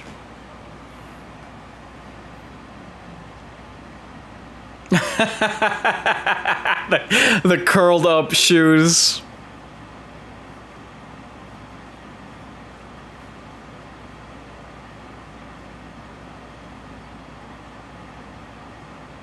The dissolve.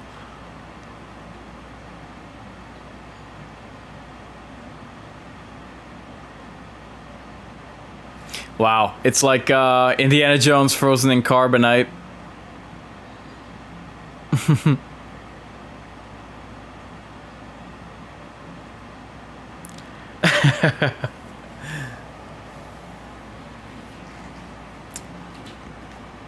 Happily ever after.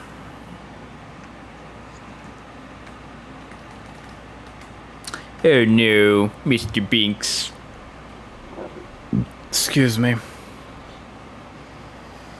So, due to the length of the film and a variety of tricks that Binks performs, they actually had to go through several cats on set.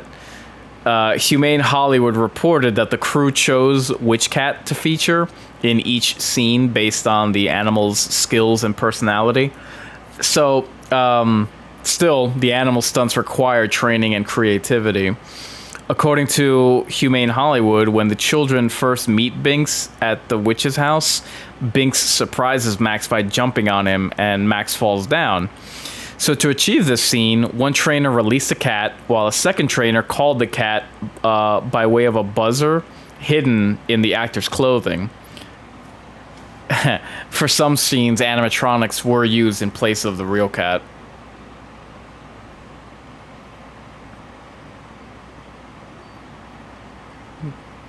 Goodbye, Edward Scissors Sparrow. No, Danny, don't look.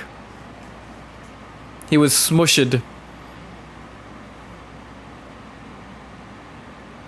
You could just bury. We should just put him in Pet Cemetery.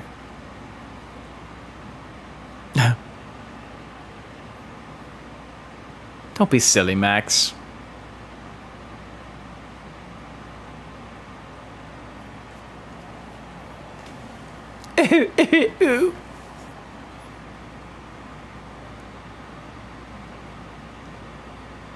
I'm still shocked that there's a, like, his voice had to be dubbed over.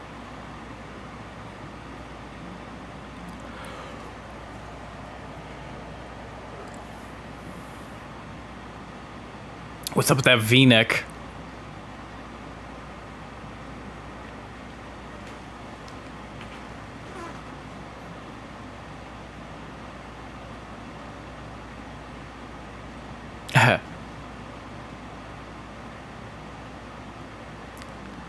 Thackeray. I can't believe people were actually called that, even back in the day.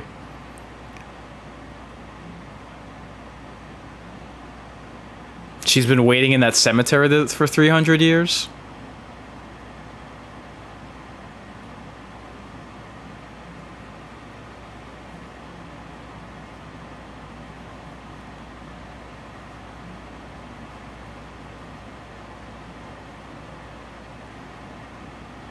Riding off to the sunset.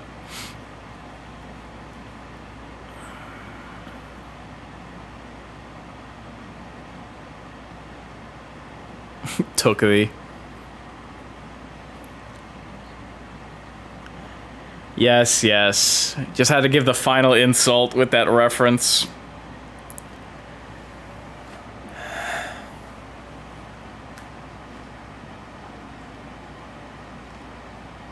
Aww.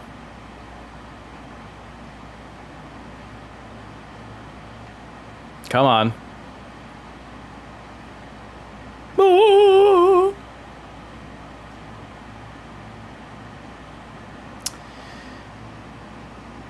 I think we show the... I thought we were going to go back to the bullies in the witch hut. Oh, God. Yeah.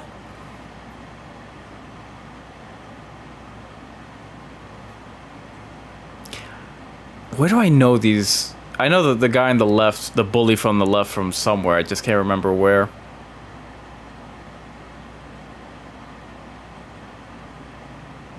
I've got glaucoma.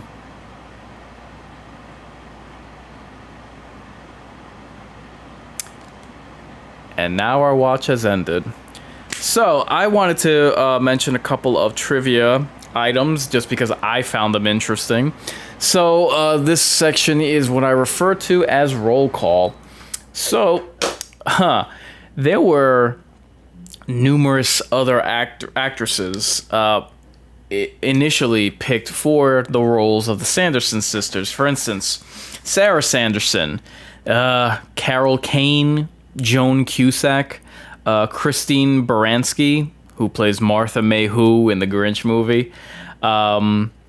For Mary Sanderson, the person who was considered was Donna Murphy and Anne Meara.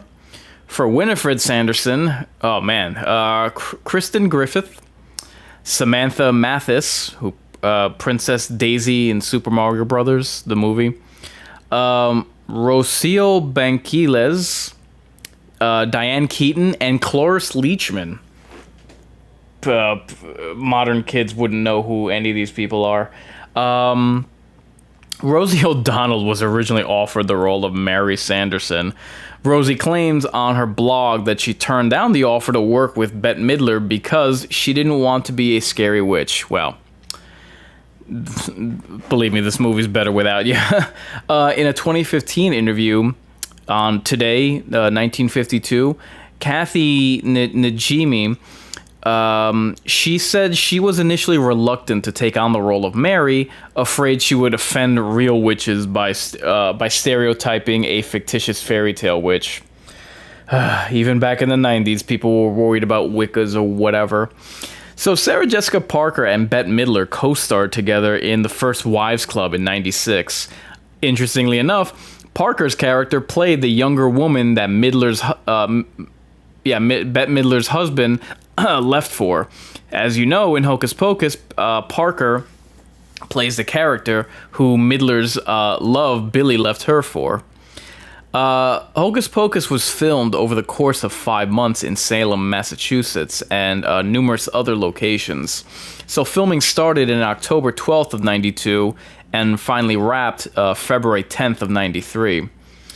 So, like I mentioned, with Tramadom, the film wasn't commercially as successful as was what was hoped.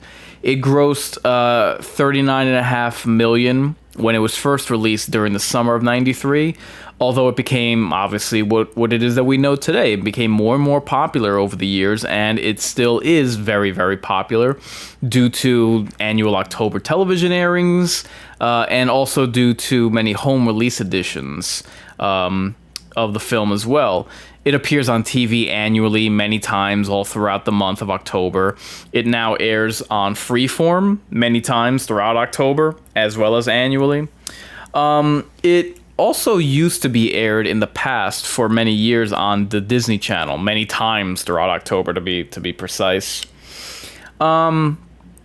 During a February 10th, 2008 interview on the BBC show Breakfast, Bette Midler stated that this was her favorite of all of her films. Her other favorite film role, according to her autobiography, Bette Midler, Still Divine, was voicing the poodle Georgette in Oliver and Company. Interesting tidbit, Dave Kirshner, who produced this movie, who produced and wrote Hocus Pocus, also produced Child's Play. The city of Salem used the film as a theme for the opening parade of their 2018 Haunted Happenings to coincide with the film's 25th anniversary. The local National Park Service office made a doll of Winifred dressed in one of their uniforms, while the Salton Stall School made a float based on Thackeray. The film was released in July 93 to take advantage of children being off from school during the summer. And it was also avoiding competition with The Nightmare Before Christmas, which also came out in 93. Disney's other Halloween release that year may have also played a part. So be sure to be on the lookout when we do our 30th anniversary watch party for The Nightmare Before Christmas. Just a few more. In 2018, toy makers Funko produced a set of their popular pop vinyl figures based on this film. The series includes all three Sanderson sisters and were sold exclusively through Spirit Halloween stores. The inspiration of Hocus Pocus came from the bedtime story producer and co-writer David Kirshner would tell his kids. Halloween, he would say, quote, "Halloween is a huge deal in our home, and it has been since our daughters were little." Kirshner told Yahoo in 2015. He continued, "It speaks to me in a way that becomes so emotional for me and always has." Kirshner went on to pitch the plot of the spooky story to Walt Disney Studios in 1984. Disney bought the script in 84, then sat on the project for 8 years. The original title was Disney's Halloween House and was supposed to be much darker and scarier.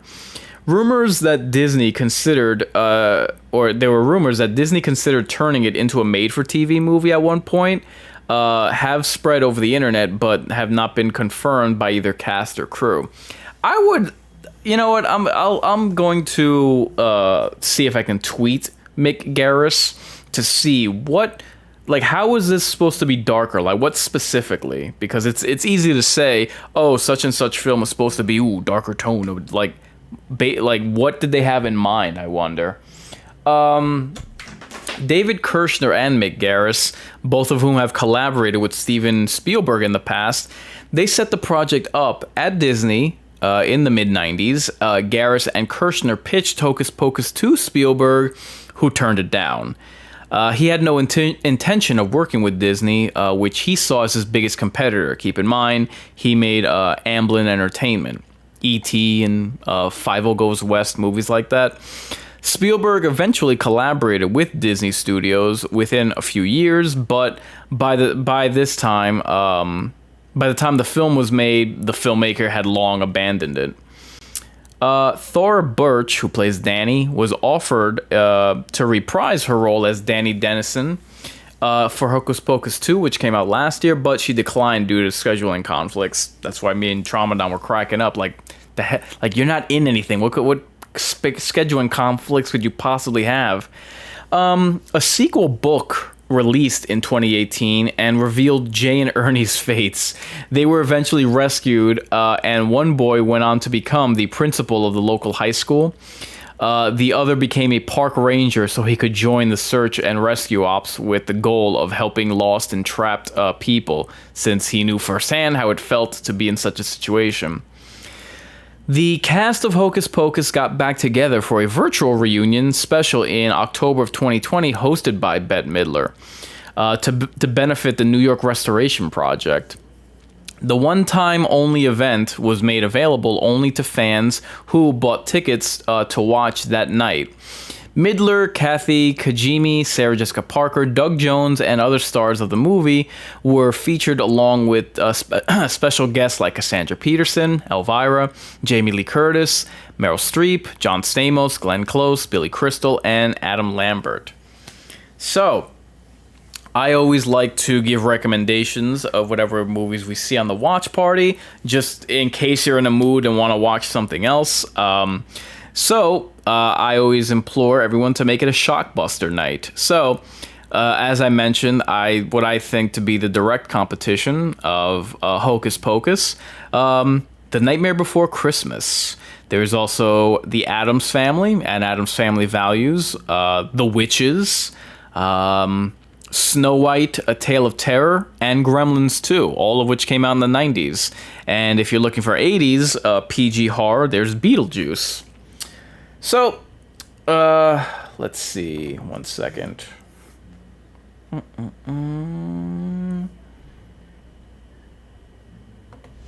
Okay, sorry about that. So here is the part where I give my final thoughts.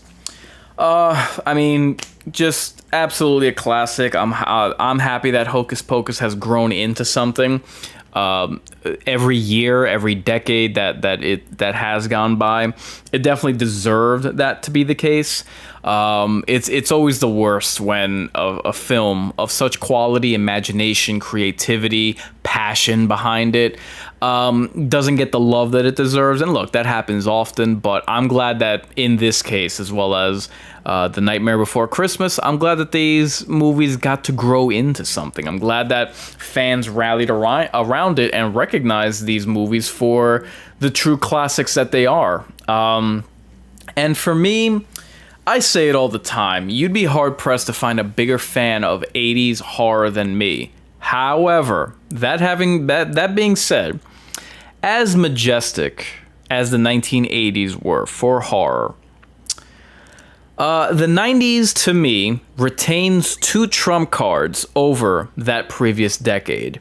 That comes in the form of PG kids horror and anthologies. You just heard me name drop movies that I would recommend if you're a fan of Hocus Pocus, Nightmare Before Christmas, Addams Family Values, The Witches, Gremlins 2.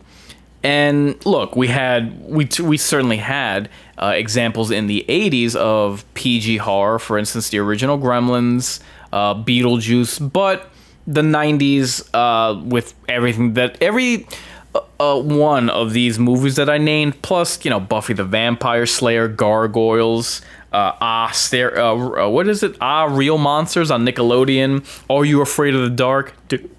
Dude, you got to give it up to the 90s in that regard. The 80s absolutely has to concede that. And anthologies, the 90s to me made horror anthologies. Three of the best: Tales from the Dark Side, Tales from the Hood, and Necronomicon. There's one other that I'm forgetting, but yeah. Not to go off on a tangent, but I'm no fan of the Creepshow movies. Regardless, so, and again, Hocus Pocus absolutely belongs on that list of great kids horror. I mentioned that these are two of the trump cards that the 90s held over the 80s. I really wish that kids horror, PG horror would make a comeback. I miss it. I'm a fan of it. I miss it dearly. The closest that, and oh god, what I'm about to say is just, it hurts my soul. We had in 2012 something I was really hoping, really praying, really pulling for a comeback with a trilogy of kids horror, of PG horror. Paranorman. We also had oh god, I had the name and I'm blanking on it. The Tim Burton movie, Frankenweenie, and then we had what became the standard bearer, and we got the sequels and the big money box office, Hotel Transylvania, which, oh god, I'm not a fan of those movies at all. But alas, if we can't have it now, we can at least celebrate when we had it then. And Hocus Pocus, I'm thrilled, not just the reception of it. I'm glad that it's grown in popularity over the years, and now 30 years later. To me, I'm elated that Bette Midler is such a fan of it. And I said this when we saw Hocus Pocus 2 last year. She genuinely is a horror icon. She's right up there with Jack Skellington and Beetlejuice and the like. So kudos for her. And I'm happy when people like that have been in horror can look back and really appreciate these films. That just brings a smile to my face, because on the one hand, I never understand when people get bent out of shape over, oh my god, the horror has been snubbed again by the Oscars, and oh my god, all of these movies are getting attention by the Emmys. It's like, that's so insufferable, because look, all of these award shows, I got news for you. The mainstream audience doesn't even care about these award shows. Why do you? Why do you put such stock in what other people think? Well, you know, the regard that they have, or like as if they're an influence anymore. They're not. They're not in the mainstream. They shouldn't be with horror fans. Stop getting upset about a party that you weren't invited to and you're not welcome at. Love these movies. Love the genre. Love the subgenre. Love horror on its own merits, not other people's. But having said that, you know, it's great that Bette Midler put so much love and adoration into this. You know, I mentioned at the beginning of the watch party that she took inspiration from the witches, Angelica Houston, from the Wizard of Oz, the Wicked Witch. You know, that she did watch parties for this during the pandemic. It's her favorite. It's her favorite role. It's just. I love that level of love from actors who play these roles. So I'm elated that, and man, I'd be lying if I didn't get. Look, I do these anniversary watch parties for a reason, but I'd be lying if I said I didn't get the feels watching this. You know, it's reliving such a centerpiece of my childhood. And anybody like the nostalgia critic who like snubs his pretentious nose up at this, just shut up, dude. If you can't see how great this movie is and how it absolutely deserves its reputation that it's earned, like, I don't know what the hell to tell you. But just to leave us on a positive note, Hocus Pocus, hats off to you, and happy 30th. So, if you like this watch party, like the video, share it with your friends. If you hated it, subscribe to the channel and share it with your enemies. What is on the scene regarding the Mind's Eye Theater? So I do ask that everyone subscribe to my Clips channel, Mind's Eye Incisions. Just shorter 2 to 5 minute versions of my long form content. I do ask that everyone subscribe to my Rumble. It's my main backup channel. I'm trying to get my subs up on that one. I do ask that everyone subscribe to my Kick channel. New to Kick, Mind Games Inc. That is, I'm starting my road to affiliate program, so I do ask for your help with that. So, I posted 2 gut reactions in the last week. One of Resident Evil Death Island, my gut reaction to that trailer, and the other one was for The Insidious The Red Door. If you're looking for the reception in the box office for that one, just tune into my gut reaction where I explain why that movie's not performing particularly well. So, as far as coming attractions, the Mind Games schedule returns tomorrow. Regular date and time, Tuesday, 9 p.m. Eastern Standard, 6 p.m. Pacific. I'll be live streaming the continuing Ghostwire Tokyo Round 3, which I'll be getting to in a second. So I'll be trying to get to gut reactions of Cobweb and Haunted Mansion, as well as my summer watch list recommendations, as well as all horror games announced this summer. Just my coverage on those. So this is a very busy week, as I mentioned. It's a week of live streams and watch parties. So yesterday I live streamed the demo of Daymare 94 Sandcastle. Today was obviously the 30-year anniversary of Hocus Pocus. Tomorrow I will be live streaming Ghostwire Tokyo Round 3. For the sake of Tramadom being here for the watch party, I'm going to be switching the dates of Grabber's 10-year anniversary and the 10-year anniversary of The Conjuring. So Grabber's will do on Wednesday. Hysterical. I cannot wait for Tramadom to be here. It's hysterical horror, comedy horror. And on Thursday, we will get to The Conjuring. So, very busy for the Mind's Eye Theater and the watch parties, as you can see. So, mark your calendars and say your prayers. I've been Inkarnate, offering a word of caution. Fear the worst, so long you recognize who's best. You're resigned to your fate? Time to subscribe to your fears.